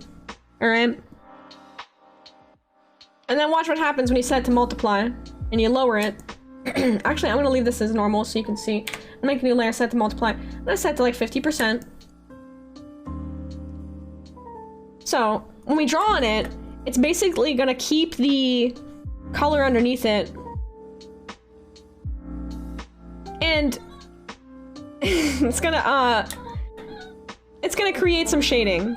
All right, super easy. So like if we have this set, what's Danny doing? If we have this set on multiply, and as you can see with the pink color, you have a nice warm shading. And this is gonna show like, hey, this is like, I want some warm lighting. I want some cozy warm lighting for my piece, you know? Boom. And watch what happens if this was on, and then when you turn up the multiply, it gets more intense, right? So you can mess with this as you want. You can make it subtle like that, and you can make it more intense. If it's on normal, it looks like this. It looks it's witchcraft. Is your dog playing with a toy? No. That's Danny on the automaton. That's Danny on the automaton. So this is what it looks like in normal, but when we set it to multiply, it's like boom, it's like magic. This is the magic of digital art, y'all. This is what it is. How warm does it get? And you can make it however you want, you know? Can you hear him? Let's go, Christ. Hey, Kick Up Waffles, hi, Muldrian, hello! We're demoing some shading. We're going over some art stuff. Community art showcase night. YOLO, witchcraft! And so you can choose what color you want. Also, let me give you a quick tip. Let me give you a quick tip, friends. So you see you have this like nice warm shading and you're like, man, I did all this work and I shaded it all. And I don't know if I like the pink colors, right? I think I might want something a little more... I think I might want something a little darker and more like cool, right? Oh my god, I just love Danny's automaton so much. So what I'm gonna do if I want to mess with it is I'm gonna go into my filter. Each art program's a little different, but this is basically what you do. You go into hue and saturation. You're gonna change your sliders around. Look, now we have a little bit of orange. Well, that looks pretty nice with the characters. Oh, the yellow not so much. Let's move it around. Oh, now we have this nice sort of like blue, grayish tone. And so you can kind of mess with it and you can kind of change it to what you want. Magic of digital art, you know? Yeah. Race Buckets for Entertainment, so I think it's chill here. Right on! Right on! Welcome on in. We're doing a community art showcase tonight. Now let's do it again. So what I showcased over here on Pumpkin's piece is what I would call hard shading, or some people call it cell shading. It's like whenever you just pretty much take like a basic pen tool. It can be the same pen tool that's used in the lines here, and it can just be used for shading. However, we're gonna grab this like kind of blue. We're gonna go to Liz's, and let's show like a soft shading. So if I want to do a soft shading, instead of doing like lines like this, what I'm gonna do is I'm gonna take a watercolor brush. And the watercolor brush is softer, and as I work with it, near the ends, I will turn the opacity down and I'll feather it so that it creates a softer look. So here's the thing about shading and about shadows, okay? Whenever there is a hard shadow, it means that the object that the light is being cast on is like closer to like where the shadow hits. Now what I mean by that is, let me give you an example.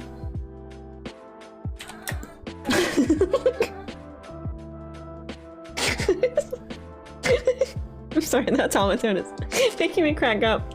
Okay, let me give you an example. Let's draw a little thing up here. Hi Kaka! Welcome on in, how are you?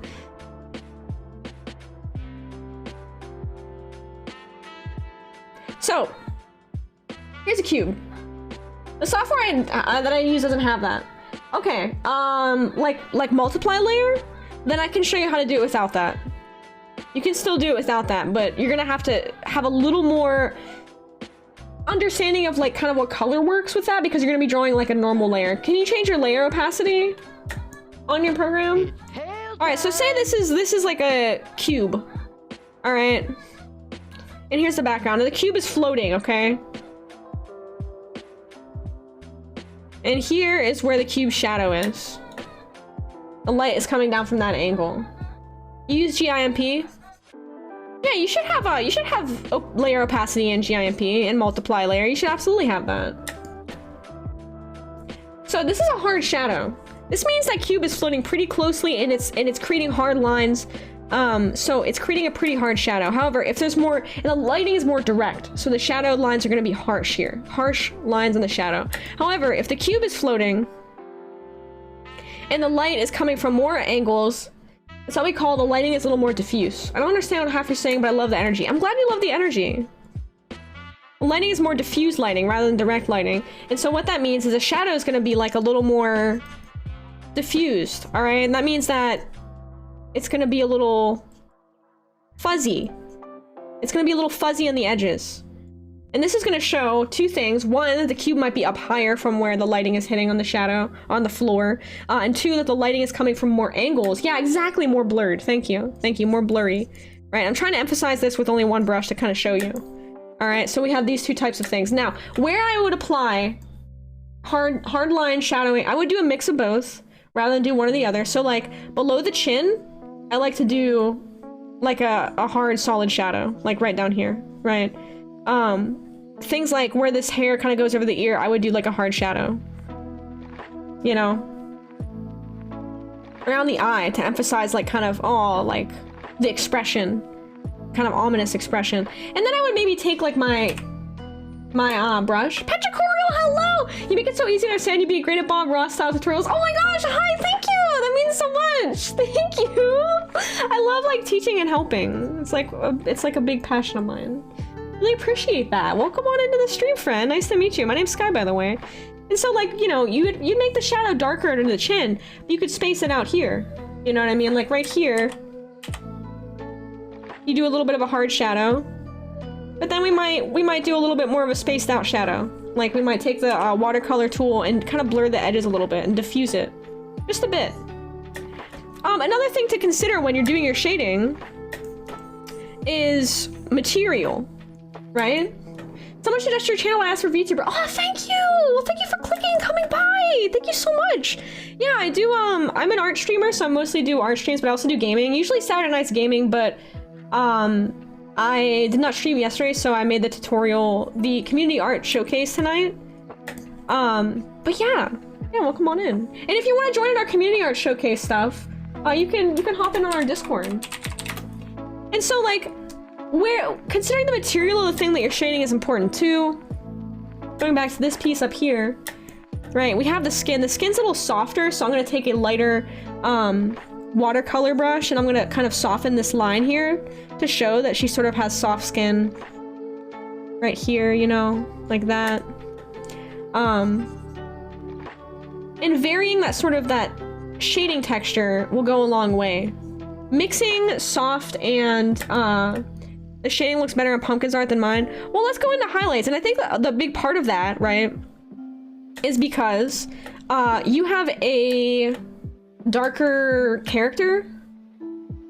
So working with a darker character, darker colors, let's make a new layer, new multiply layer. So Pumpkin's multiply layer is set to 38%, so it's very light. Because her art is very light in contrast and brightness, okay? Yeah, exactly. And so you have a darker colors, or darker brightness, and you also have more saturated colors. So how I would handle that is I would make my multiply layer like 78. I would make it like a lot, like maybe like 70, 69. And then I would go in with this and I would really kind of emphasize, I would make it a lot darker and a lot more saturated for the shading. A lot more dramatic, right?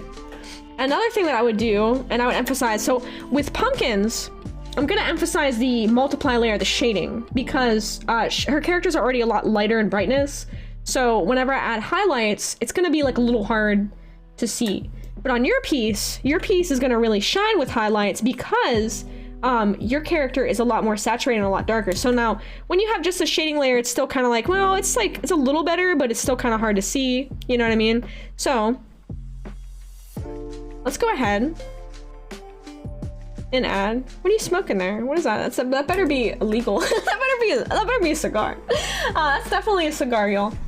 For purposes. So when I go in this, hang on. I'm gonna add the shading. It's a cigar. Okay, cool. Yeah, it is. This is Lizard. I don't know what I was thinking. So right now the shading is like, okay, so the shading's in, but we're gonna really emphasize this by making, and then we're gonna go into highlights now. The highlight layer, I'm gonna have to actually showcase on a darker tone right here. Hang on. So this is how our highlights are gonna work.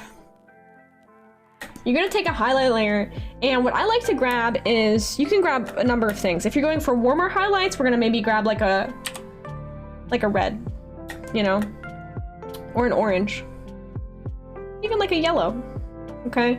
If you're going for like cooler kind of highlights, you're gonna grab like some blues, or you could use like a purple. One thing I like to do is make the highlight in the shading layer.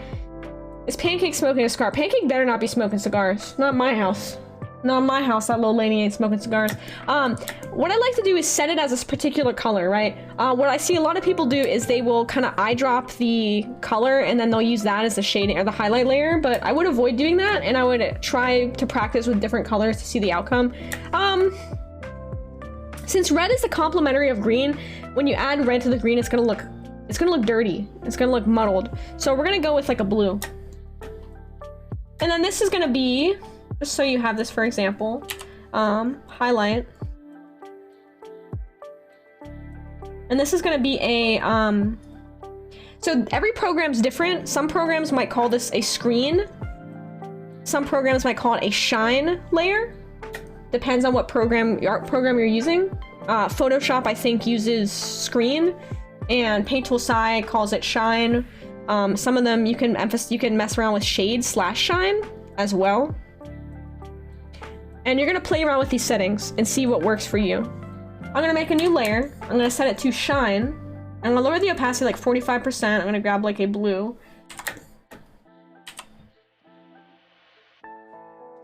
And I'm gonna do like some highlights here.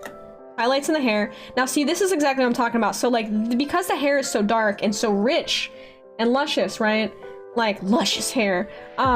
The highlights are gonna go a long way in sort of showing that form and helping to emphasize the nice shapes that are already established here. Because like Liz is already seeing like where the hair's going and the direction. Like, you know, the hair goes in this direction just by looking at the flat color piece, right? Like same thing with pumpkins. Pumpkin already knows the hair goes in this direction, but the shine layer is gonna really help emphasize that. Fegrold Waffle just resubscribed for 23 months. Oh my god, GW! It's nice to see you! How are you doing? Hello! How are you? And so the highlights are gonna help show off the three-dimensionality of the piece. The luminosity. V! You heck! Thank you so much for the raid! How are you? What's up, dude? Welcome back! Oh my gosh! What is up with the vegan raid? What's going on? It's so nice to see you, V! How was your stream? Oh my god, everyone's playing this hot new game. Wait a second, how come the shout out worked for Liz but nobody else? Liz was the only one that says playing Silent Hills 3, and then everyone else is playing error reaching Twitch's API servers. What? Yeah, pumpkins are the top right. This is pumpkins are up here. And this is Liz Star's art right here. We're showing off shading. Liz is special. You are. You're amazing. You're wonderful. I appreciate you.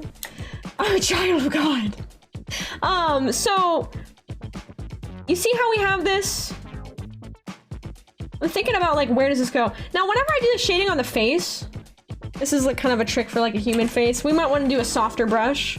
Humanoid, I should say. Sorry, this is a goblin.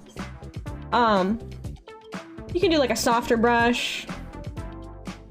Where's the shading coming from? You can even take a brush if you want to be really lazy and just over the whole thing.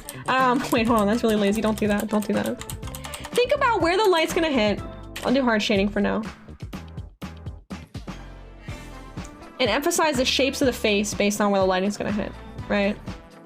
The eye patch, the top of the cheekbone here. Bottom lip might have some highlight. You know, she might have some highlight around the face here. And we're just thinking about like, where are these forms? Where is the light gonna hit? Obviously that's kind of harsh right there. I would probably do this. Yeah, the shapes of face are the hardest part for me. So the shapes of face is a really hard part. What up, girl? Yo, what up, V? What up? Hey, everyone, Vegan Cosplay is amazing. She's super, super sweet. She's in my stream team, so please go check her out. Go drop a follow. She's an absolute sweetheart.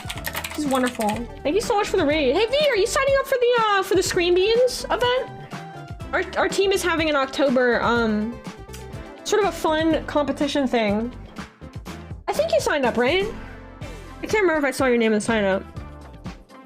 Yeah, the parts of the face that stick out to light. Yeah, send to be hit by more light. Exactly. So like the nose, and this character has like a lot of. Wait. How do I do?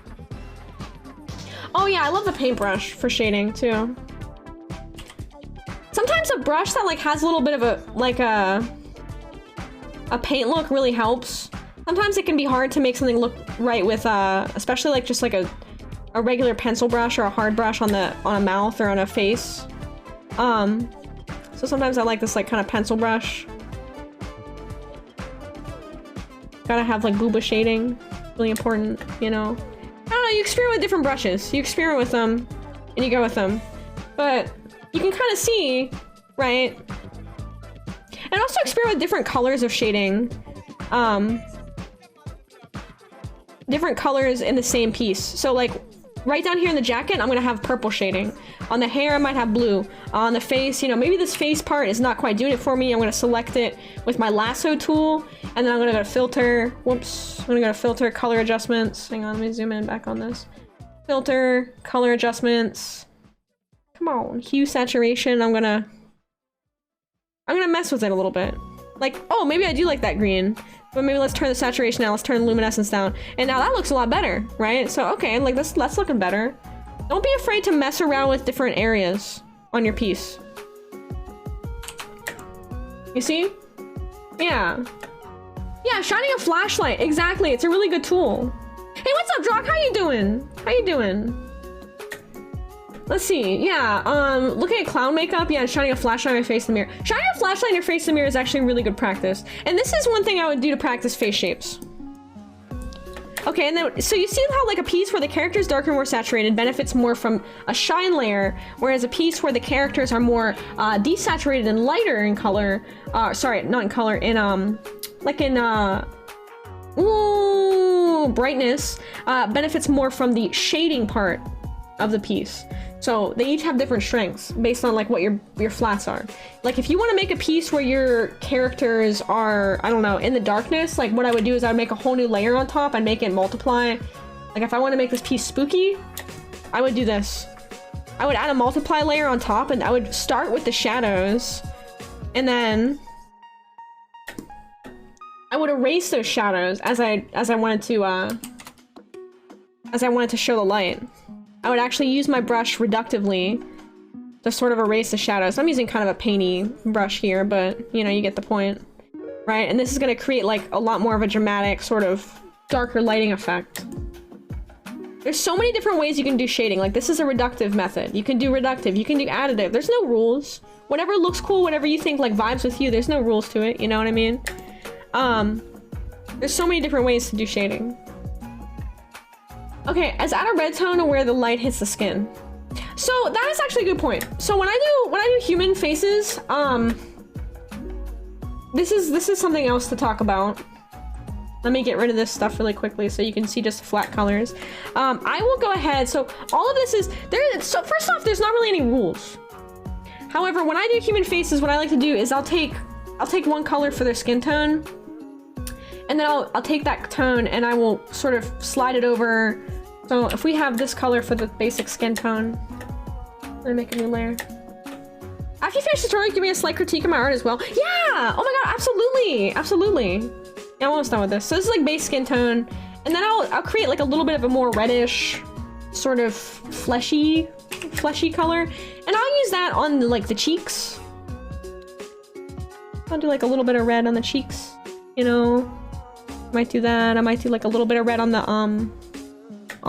chin. You know, you don't want them to look like sunburnt or anything, but you know how Animal Crossing characters have the red nose? Like this is the thing that I see stylistically done in art, and obviously it's to different extents, and it's kind of a stylistic and subjective choice. Like you might want your skin tone to be totally consistent, and like that's fine.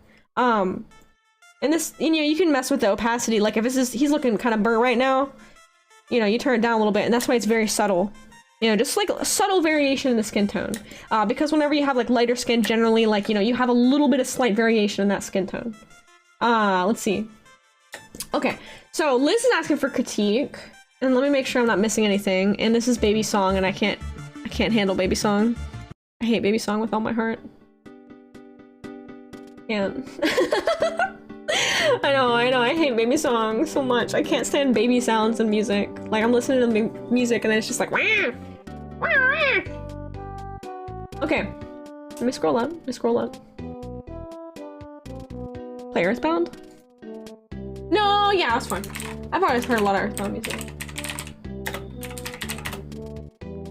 Earthbound music. Earthbound's good music. Okay. So, I think we covered shading. We went over that. And Shiggles! Hi, Shiggles! I kind of learned how to do pixel on my own, so lately I've been struggling with feeling like I don't have any set workflow, so I just feel like I flail around until I have a finished piece. It's starting to get to me. Okay. With pixel art... Yeah, it's a little tough. Pixel art is not something where I don't think I completely have a set workflow either. I don't know, maybe if someone else in the chat who's a pixel artist can give you some advice on that, but I think ultimately about finding workflow, it's about finding a process that works with you, not against you. That's my general advice, right? If you find that you're flailing around all the time and you're like, you start to feel overwhelmed when you're working on a piece, especially digitally with all the layers, excuse me. My advice would be to reduce your layers. Practice doing pieces on one layer, until you sort of are able to, I don't know, streamline that. You roll with it, yeah. Alright, I want to give Liz a proper crit. Talk about shading. I'm a lurker, no problem, I appreciate the lurking, Crystal. Thank you, thank you! I love you being here, you're awesome! Thank you so much. I hope that the shading sort of tutorial, little mini tutorial thing was helpful. Because it is a big thing and there's so much that goes into it, but I hope this sort of explained like at least a digital art process. Someone asked, okay, what if your art program doesn't have so much? I'm really glad. What if your art program doesn't have multiply layers? What if you don't have all these fancy tools? Okay, so I'll show you. I'm gonna draw right on this. I'm sorry. I'm sorry, I'm gonna draw right on this. So we're gonna grab I don't know, let's do the hair color, okay? I'm going to make it more red. I'm going to lower the value, the brightness. It's the same idea. The important thing is to make sure you're kind of changing that hue a little bit and experimenting with that. It's a little bit harder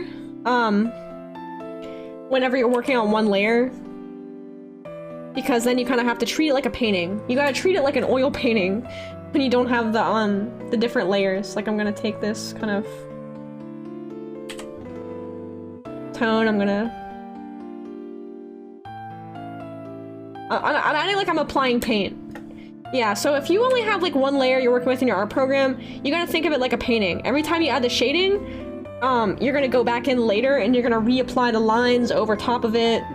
You know, you're gonna fix it back up. Like, it's a whole process when you don't have the access to the layers. I'm gonna erase that though, because I messed it up.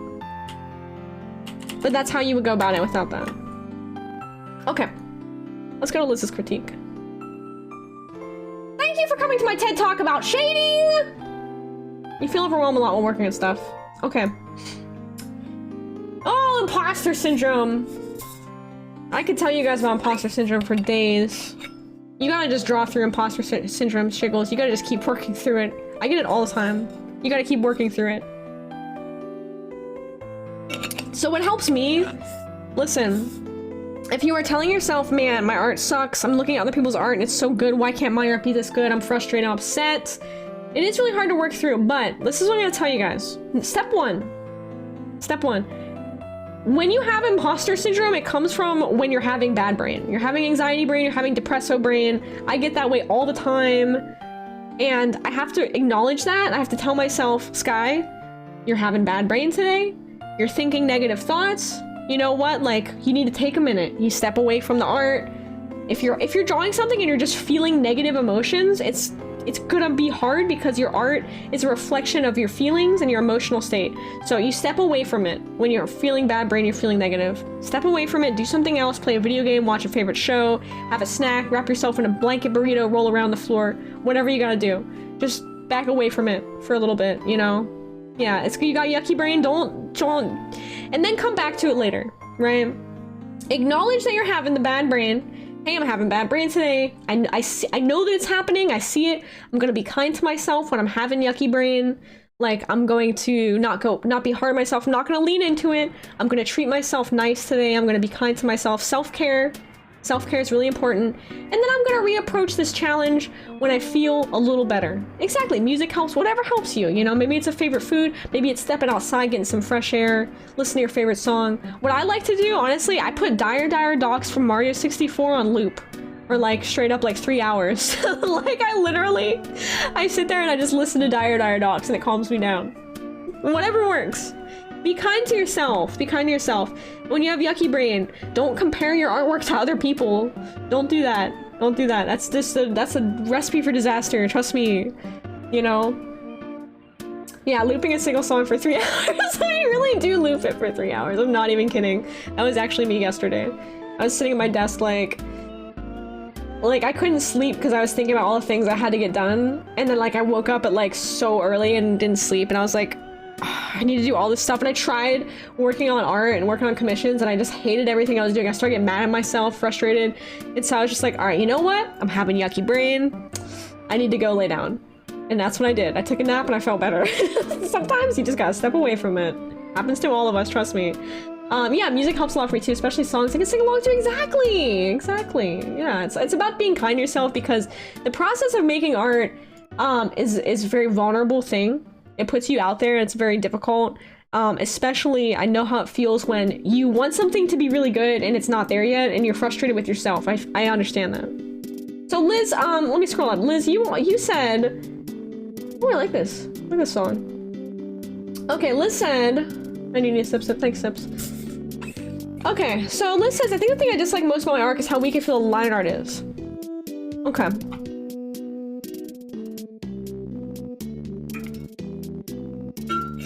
And then after this, Pumpkin, I want to ask you too, like what, I know you said shading is something you want to work on. Like what do you feel is something that you don't like or you want to improve on? Anyone who tries to create anything for the last 4 to 6 years is a champ. Yes! Agree. Big agree. Yeah, heck yeah, heavy metal.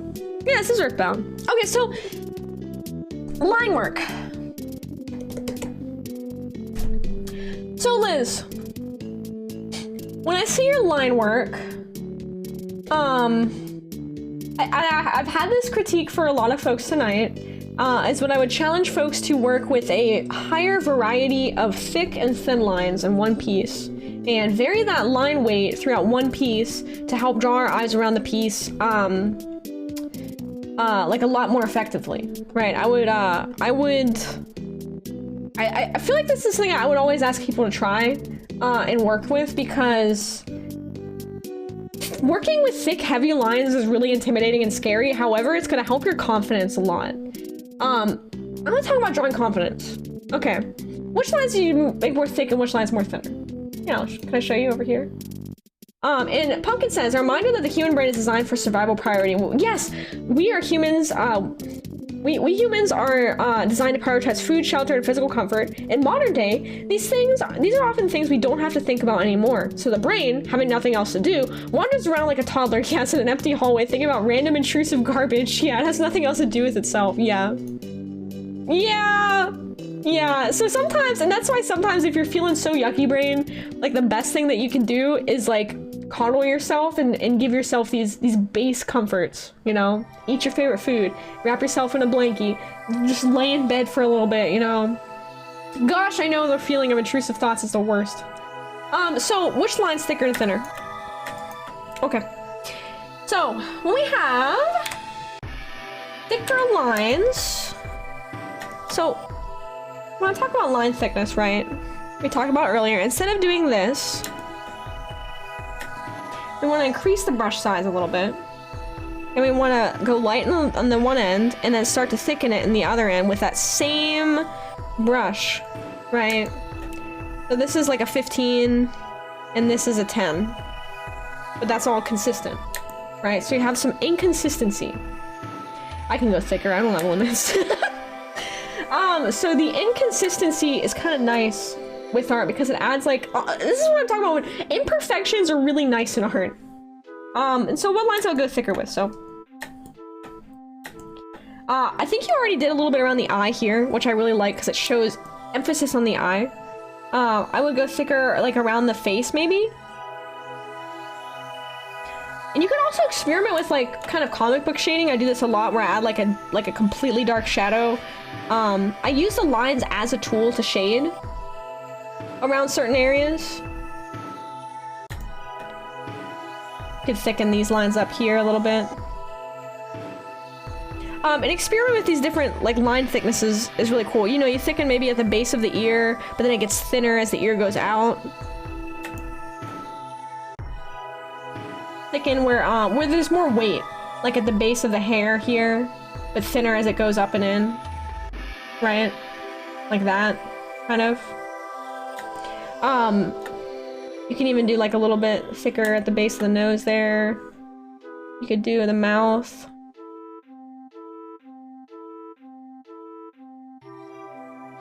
One thing I like to do with the mouth is like to show like a little bit of a lip. I'll do like a little bit of a dark color right there, and then I'll keep the bottom lip like not, you know what I mean? Yeah, so like adding this just a little bit of extra line variation in weight and thickness goes a long way. It goes a heckin' long way. Like right here, I would add a little more thickness. And honestly, Liz, I think that for your style, like your style would really benefit from this sort of comic book style, like shading, you know? I think that like whenever you start to think of it not as line work, but like as just like, I don't know, like as a tool, you know what I mean? Oh my god, you added the quote, first try! ADHD, yeah, it does make it easy to pull. Oh, I haven't eaten anything in 6 hours. Exactly. That's why, like, maybe I need to have like self-care checks for everybody else here, right? So like, all right, where do you want to emphasize? Yeah, you have a more cartoony style. So like, I think you would, if you look at more comic book art, look at different comic book art and see how they're doing this sort of using that line as a tool for shading. I think that would look really, really cool in your style. Like, I mean, even if we do this here, right? A little bit of shading on the hair. Like, you see how, you know how Pumpkins looked really cool with just that sort of subtle, soft sort of shading because, you know, she has a sort of like softer and lighter look to her art. Like, you have this like really bold look to your art, and I would lean into it. And this is another thing about art is that you want to play to your strengths as an artist. Like, play to your strengths. You know, if it's bold, let's get bold. Let's get bold and radical, you know what I mean? Like, let's make these like big areas of shading like a thing. Let's like really emphasize like, you know, using black as the tool for shading and using like white as a tool for highlights and rock and roll with it. Like if we take that and then we take this like kind of white brush and we do that for the highlights here, like, dude, that looks like freaking cool.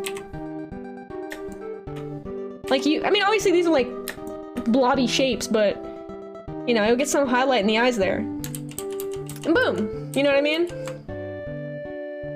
Here's some like, emphasize the graphic style of it. Lean into that graphic style. I also like to do a thing where I take a white outline or a lighter colored outline and I outline outside of the face, and I think that always looks really cool, especially how like you have this like light outline, this white outline around the character, and bring that into the inside of the art like that. It sort of helps like separate areas that if there's too many too many black lines, and it sort of helps bring the push and pull the character forward and backward, right? So play to your strengths as an artist. A Shadowrun character. Oh my gosh, she does look like a Shadowrun character. It's so cool. Like you use the lines as a tool to emphasize what you want to emphasize in your art. Mm-hmm. Yeah. Yeah, exactly. And you can try a lot of different things, Liz, too. You know what I would try with you too is hatching. I think for you, doing stuff like this, comic booky kind of hatching like that, like this is gonna look really cool in your style. You see that? Like that looks cool, right? Like take it, like use this big thick chunky ink, you know, use it to your advantage. Like really emphasize this like kind of this mood going on, emphasize this sort of like, I don't know, it's like this expression, like she's real serious, like she's, and like the sort of the big heavy thick black lines will really help emphasize that. And then, you know, Pumpkin up here, Pumpkin has this like really, wait, hold on, where's the shading? And see, Pumpkin's piece looks really nice with this sort of like soft shading right here, you see that?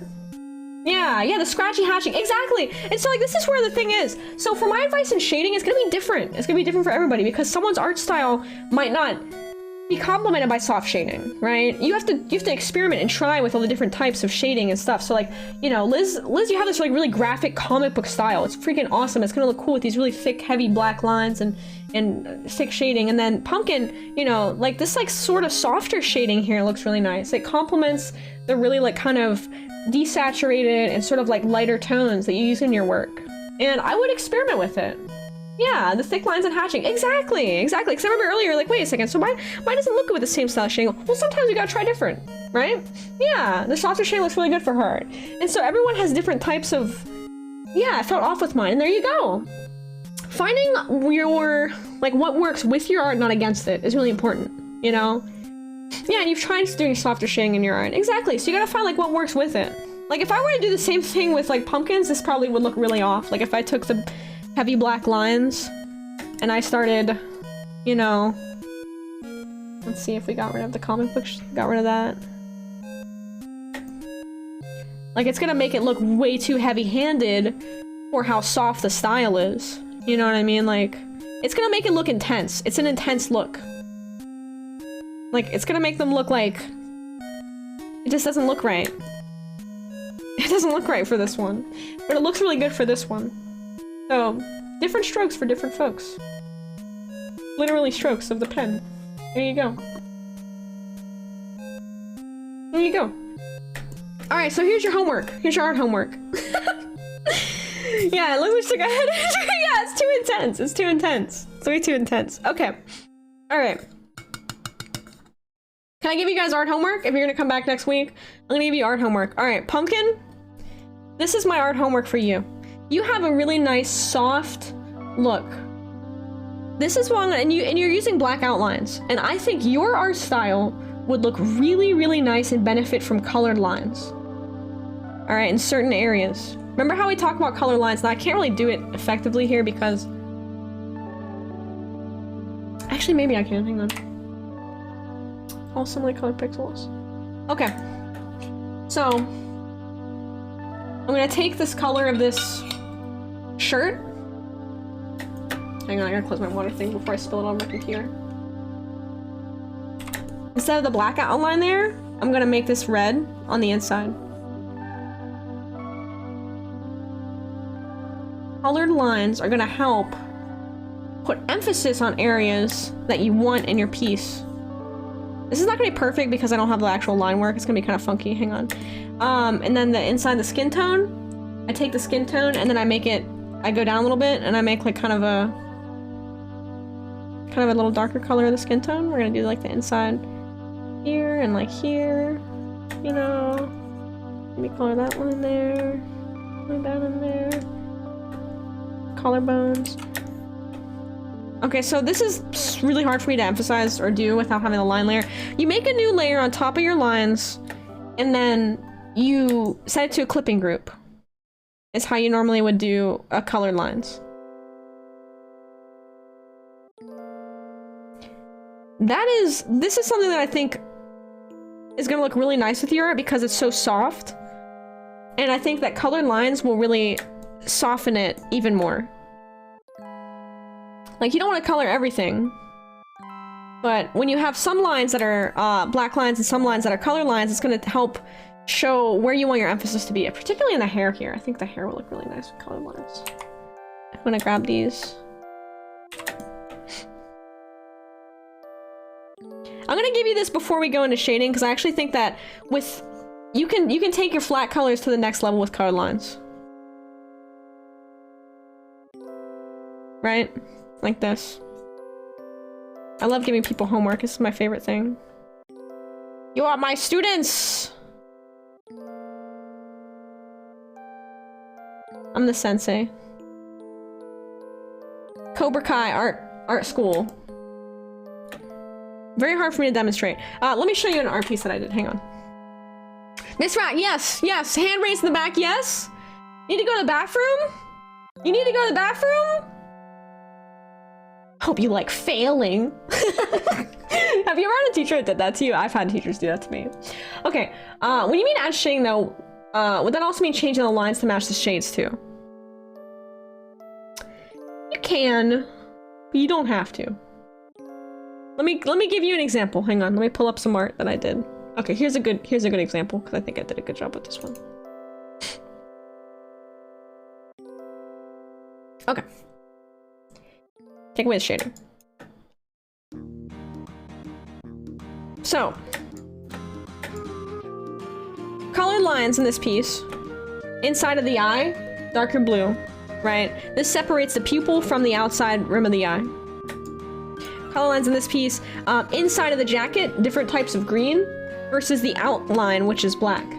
The outline being black, can you go to the ref room? You gotta take the hall pass from Liz. She gets it first. Liz has to go first. You gotta wait your turn, Bear.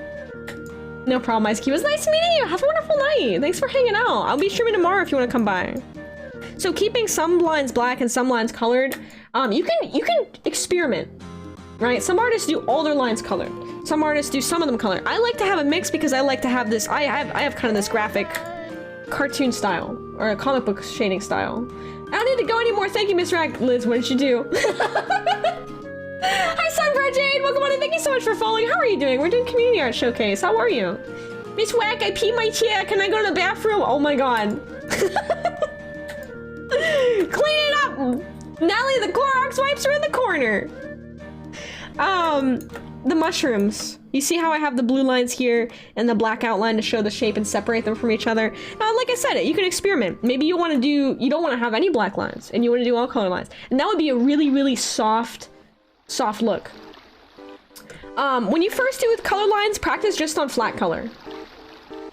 And then when you see I add the shading here, right? You see, like, so sometimes when I do the shading with the colored lines, like, you don't really need to go ahead and change it. Sometimes... Ooh, listen to that trumpet, I like that. Sometimes you might put the multiply layer on top of the lines so that it does overlay the lines a little bit. Sitting at my desk like a good student, no bathroom breaks for me. Good. Sunbro, see, Sunbro's getting a gold star sticker. Thank you, Sunbro. Thank you. So it's all about experimentation, but I think starting with experimenting with colored lines will really, really make the pieces sort of like pop. And you can already see like just sort of the difference. Whenever all the lines are black, it puts an equal emphasis on each part of the piece. Whenever some of the lines are a lighter shade, it puts more of an emphasis on the form and sort of helps guide your eye around the piece a little bit better, right? So I would say practice with this. And Liz, your homework is to work on this big chunky. I want you to get really chunky and thick with 3 C's with your inks and shading. That's what I would love to see. I want to see you like kind of work with big, thick, juicy lines. So I can never be a teacher. Thick, juicy lines!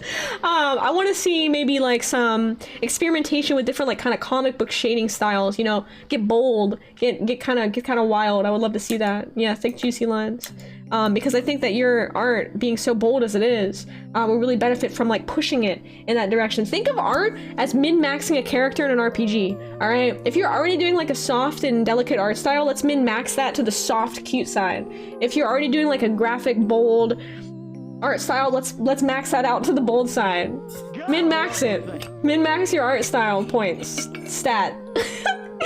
Oh my god, that's such a cool idea for a game. Ah, Jewbear! Thank you so much for gifting a sub to Sunbro! Jewbear, you get an A+ this class for gifting a sub. Good job. You brought yourself an A in the class. Choose on pencil. Miss Whack, I'm hungry. Oh my gosh! Jewbear just did extra credit! Jewbear with the 4 gift subs! Alright, everyone learn from Jewbear. Jewbear is an A student. Jewbear, thank you so much. Thank you for your kindness and support. Alright, I hope this helped. I'll make a highlight of this too, so it helps people. Let's go back over it and cover up the things here. Cover the things. Yeah, and you know what, Liz, see, even with your older piece here, and I can show this for a second. Son, bro! You just bought yourself an A. Thank you. Thank you for the gift sub! Thank you! Wait, we can buy grades? Our teacher's corrupt. Damn right, I'm corrupt. That's right! So Liz, this is exactly what I'm talking about. You see you have these nice, thick, juicy lines here? Let's get even thicker with it. This would really benefit from that sort of comic book style look. And that's why sort of the soft shading, it looks almost like it's working against it. So we want to lean into your strengths as an artist. Play to your strengths. This is awesome. I like this community art showcase. This is fun. Get even thicker with it. Don't get afraid. Get real. Get thick. Get juicy. All right. Let's keep scrolling. Axel's a cool animation. It's freaking awesome. I love this. I love this. I love this so much, Axel. This is so cool. Damn, Rhino Cross. You guys, people who come in here and see the quote thing are gonna think that I am nuts. You think that I'm crazy. Yeah, Axel, this is amazing. I love this animation. This is so super cute. I love the flat color too. I love that the hair is on a slightly different layer, so you have a little bit of extra movement with it. I love this. I love this. I want more animations from you. But Sky, you are crazy. Damn right I'm crazy. Oh my god, Yo-Yo does renders in Blender. Oh my god, you guys are gonna freaking love these. Look at this. This is beautiful. Let's see. Yo-Yo says critique if you like, but I don't know if I can critique 3D art. I am not a 3D artist. However, this is phenomenal. This is so cute. I can say some basic art things that I love about this. I love the light source. You did a really good job with the lighting. I love this. I love the expression. It's so cute. Like, I love the colors and the character, and I love the warm lighting. Oh my god, this one especially coming up here. Look at that. Look how cute. Oh, look at the pobs. Oh my gosh. I love so much. I love. Wait, quote was turned off in June? Wait, what? Is quote not working? Can someone fix the quote command? I'll ask Alistair later. Yeah, isn't this awesome? This is so cool. Dude, 3D artists are like, oh my god, I love the eyes in this one. Wow, look at the feathers. Dude, what? I love this. I love these so much. Yo, all of y'all who are 3D artists in the chat, you're freaking wizards. Nobody can tell me otherwise. This is, you think my art's witchcraft? No, this is some wild. Look at this. This is beautiful. I love this. Oh, wow. That's so cool. Oh, look at the tail. Look at the little feeders. Look at those little feeders. That's so cute. Yeah. Oh my god. I love it. I don't know if I have critique for you, Yo-Yo, because I'm not a 3D artist. I don't think I can, but I can say that I love your work. I love it so much. Okay, we have a critique requested from Brett. All right. we have a critique requested.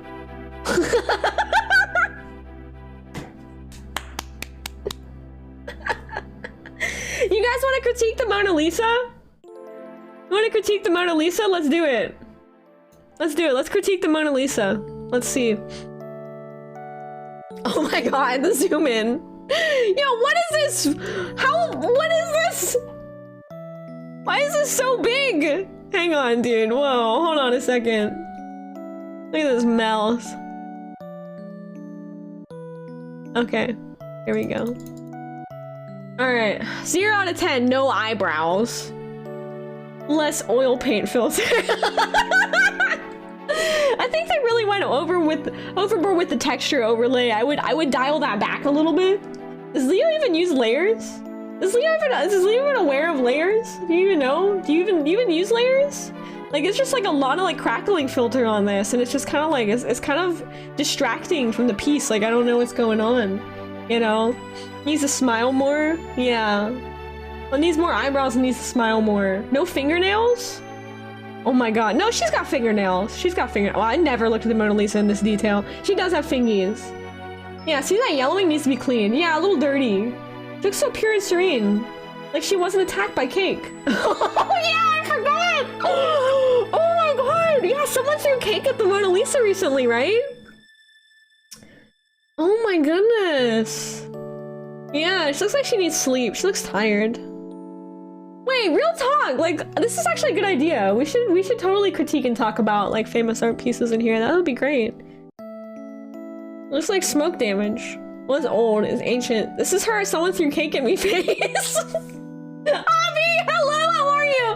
She looks like she just texted you a meme and she's waiting for you to look over and laugh. Oh my god. Abandoned society cake the Mona Lisa.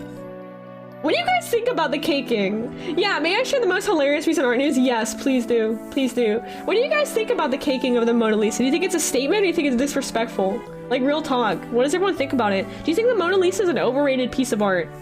That is a good question for everyone in chat right now. Do you think the Mona Lisa is overrated?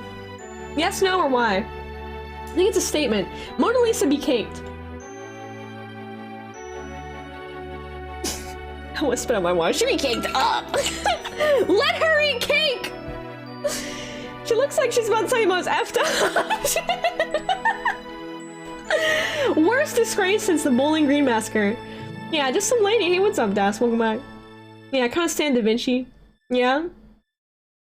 The Mona Lisa's def overrated. Okay, this is the current poll. Is the Mona Lisa overrated? Vote in this poll. Yes, no, or cake. Oh, if you reviewed my animations, absolutely, Shiggles, absolutely. So, I think we're a little bit full for tonight's showcase, Shiggles. However, I'd love for you to submit it for next week. That'd be cool. I think the statement is, I think I'm so important that I can just throw cake at the Mona Lisa. It does seem like that is part of it, doesn't it? Like, who in the honest heck thinks they can just roll up and throw cake at anything in public? Like, why? So, is throwing cake at the Mona Lisa art in and of itself, though? Is that art? Is that person an artist? Donald Trump. Ugh. Ugh. It's only famous because it was stolen once. I think it's good art, but I think people make it out to be a bigger deal than it is. What is good art, right? I think it counts as performance art. Exactly, Kel. Is it performance art? Yeah, you know? Does the Mona Lisa maybe... It has people talking? Exactly. And does it... Is the Mona Lisa being so... Also, I never noticed this like weird... Holy my moly, this is a... Hold on, we're going in. Hold on, I'm enhanced. Hold on. Look at the cracks on her face. I never noticed this weird like blemish thing right here on her eye. Is that supposed to be there? I've never noticed that. Look at this. It tells a tale. Look at the eye cracks. You know, like, man, like, she's ancient, you know? Look at that nose. A smile. And look at that grin. So, I guess the question is the Mona Lisa being so revered as a famous and important and expensive work of art in some ways a reflection of our upholding of traditionalism and structure and our sort of our desire for that, you know, as a society? And is the cake throwing at Mona Lisa a rejection of that traditionalism and structure? Is it a rejection of the capitalist views? You know, like kind of the capitalization of art? Is that what it is? It's interesting to think about. Big brain. I think the thing with Mona Lisa is the smoothness of the facial shading more than anything else. The detailing of the rest of the painting isn't that groundbreaking, but a lot of attention was paid to the face. I think the Mona Lisa doesn't deserve the hype it gets. Art challenge. Draw Suckles as a Mona Lisa. Hey, quote's working! Oh, did I say something awkward? Suckles. Suckles to that. Oh, it's set to moderator? Okay, hang on. I can fix it. Let me go off this for a second, though. Can we get a Mona Lisa pawn ball? Okay, so Pumpkin says, back in the 1800s, a Pope of Rome felt that the statues with exposed, mainly dangle parts needed to be, hang on, I gotta scroll up. Needed to be removed from all sculptures. And because it was mandated, they went around and knocked off all the nudie bits from all the male statues. In 2018, modern art historians and the Vatican decided they wanted to restore the statues and have a literal box of random dongles from that period, of which they are now wandering around Italy trying to figure out which dongle goes to what statue. It is now 2022. It's true, and you know what is crazy is I don't know why quote was set to moderator. Hang on, I fix for you all. Why no work? Quote. Add quote. P, next quote. Delete quote. Next. Quote. Everybody. Alright, everybody can now use exclamation point quote to get a quote, okay? Everyone can, I fixed it. So, did you know that, you know how like all of the like Greco-Roman sort of statues, the arms are like cut off, and that's sort of become like a look, like an aesthetic look for like, you know, like vaporwave aesthetic? Well, the reason that the arms were cut off is because I think it was like the Spartans like cut all the arms off the statues during like war times to make a statement. They were like, screw you guys and your statues, and they cut the arms off. So that is the thing that happened. They actually had arms. They were not made that way without arms. I think some of them have the arms restored. Okay, excellent. Mona Lisa chat says, cake. Cake has won. Cake has won. Two people Mona Lisa appreciators. They say no, it's not overrated. 4 people say it's overrated, and 8 people say cake. Hey Jen, welcome on in. Thank you for the raid. What's going on? We're doing community art night. How are you doing? What do you think they used for reference to make the dongles? Probably actual dudes' dongles. They didn't have photos, dude. They didn't have photos back then. They just had a naked guy stand there. That's the traditional way. What do you think they use for reference? An actual dong. Y'all never do. Did anyone ever do nude figure drawing? I've done figure drawing from nude models. It's actually really great. It's helpful for working on your anatomy. Something like the Mona Lisa is a snapshot. Something physical is a snapshot. Something physical from something incredibly bygone. Yeah, that's interesting. How is your stream, Jeb? Welcome on in. How are you? Terra Tiger says additionally all the paintings of that era, the subjects would have been decked out to the nines, or else in the utmost of modest garb, yeah, but she's got a little opulence to her clothing, her hair isn't put up or bound by any ribbons or pearls. Yeah, that's actually a good point too. So like, for the Mona Lisa, oh my god. Like, look at that little bit of like cleavage right there. That's like, wow. Whoa. Like, that's crazy. Like, that's people probably felt some type of way about that. Look at that smirk. Alright, let's move to the next piece. Has anyone ever seen the Mona Lisa in person? That's actually another question. Yeah. Yeah, gold and detailing our bodies. What's up, Tom? How you doing? Welcome on in. Yes, you're very large. Yes, I respect you. Brett's been waiting to add that. I have an urge to crawl into my pod hole and never come out. Oh man, these quotes. These quotes. Hey Sabra, how you doing? Alright, let's keep moving on here. Now we have Axel Artist. Hang on, I want to show this cute animation. I like this. Zoomed into like 300%. There we go. So Axel, you're working on your animation, and I see you are working on, it looks like you have some good sense of like overshoot here. I like that. You know, and this is what you have right here in the beginning of this animation. It's called anticipation. It's an anticipation frame where you start here and then it looks like you move over to the left a little bit and then you have your character move to the right. That is awesome animation work and I want to see more of it. You got a good brain for animation. Keep it up. Keep it up. Okay, Jewbear. Minecraft building working on off for 3 years now. Whoa, this is intense. Hold on, y'all. This is crazy. Is this in survival or is this in free mode? Holy my moly, look, you got a whole friggin' castle, dude. What? This is so cool. I want to live in this world. This is awesome. 15 hours left in the stream motion. No, this is really cool. It's in creative. I love this. I love this so much. This is so awesome. I don't know how to critique a Minecraft world. Other than I think this is heckin' awesome. You have like this whole like... You have like a freaking like wall here. Like a whole Batterman. This is awesome, Bear. I don't know how you do this. See, I would get overwhelmed. I would get overwhelmed by Minecraft building like this, and I would freak out. But I love this. I think this is wonderful. I like this. I like this a lot. I like the mix of shapes. It's appealing. It's appealing to look at. You ever play Valheim? Yo, what's up, Kirby? How you doing? How you doing? Okay, let's keep scrolling. Let's keep scrolling. Okay, so we have the cutoff for submissions. All right. Awesome. Awesome, awesome. And Shiggles, I would love, if you want to specifically have me look at your animation work, even if it's not in the theme, because we do have a prompt for next week, you can go ahead and pop an animation piece in, Shiggles, that's totally fine. Thank you for the lurkies for 4 hours! Thank you! Thank you! Thank you so much. Valheim's amazing. I need to play that game again. They just updated it, didn't they? Mine doesn't work too on 3D environment building. You know what I like doing in those games? I like digging in the dirt. I like digging a moat around the castle to protect from the baddies. That's my favorite. I'm digging the moat dirt. Digging the dirt. Okay, so for next week, the theme is redraw an old piece of art. All right?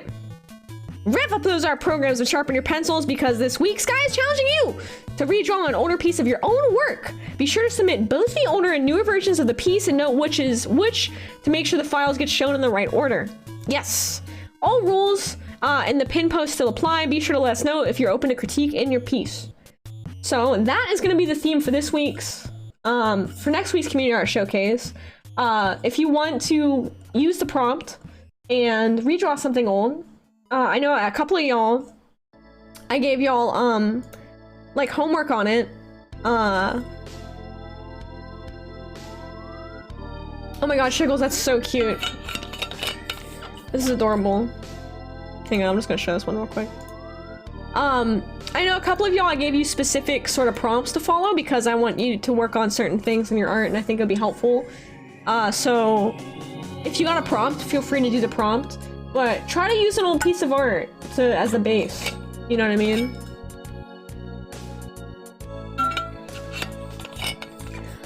This is so cute, Shiggles. I love this. I love this. This is really adorable. Okay.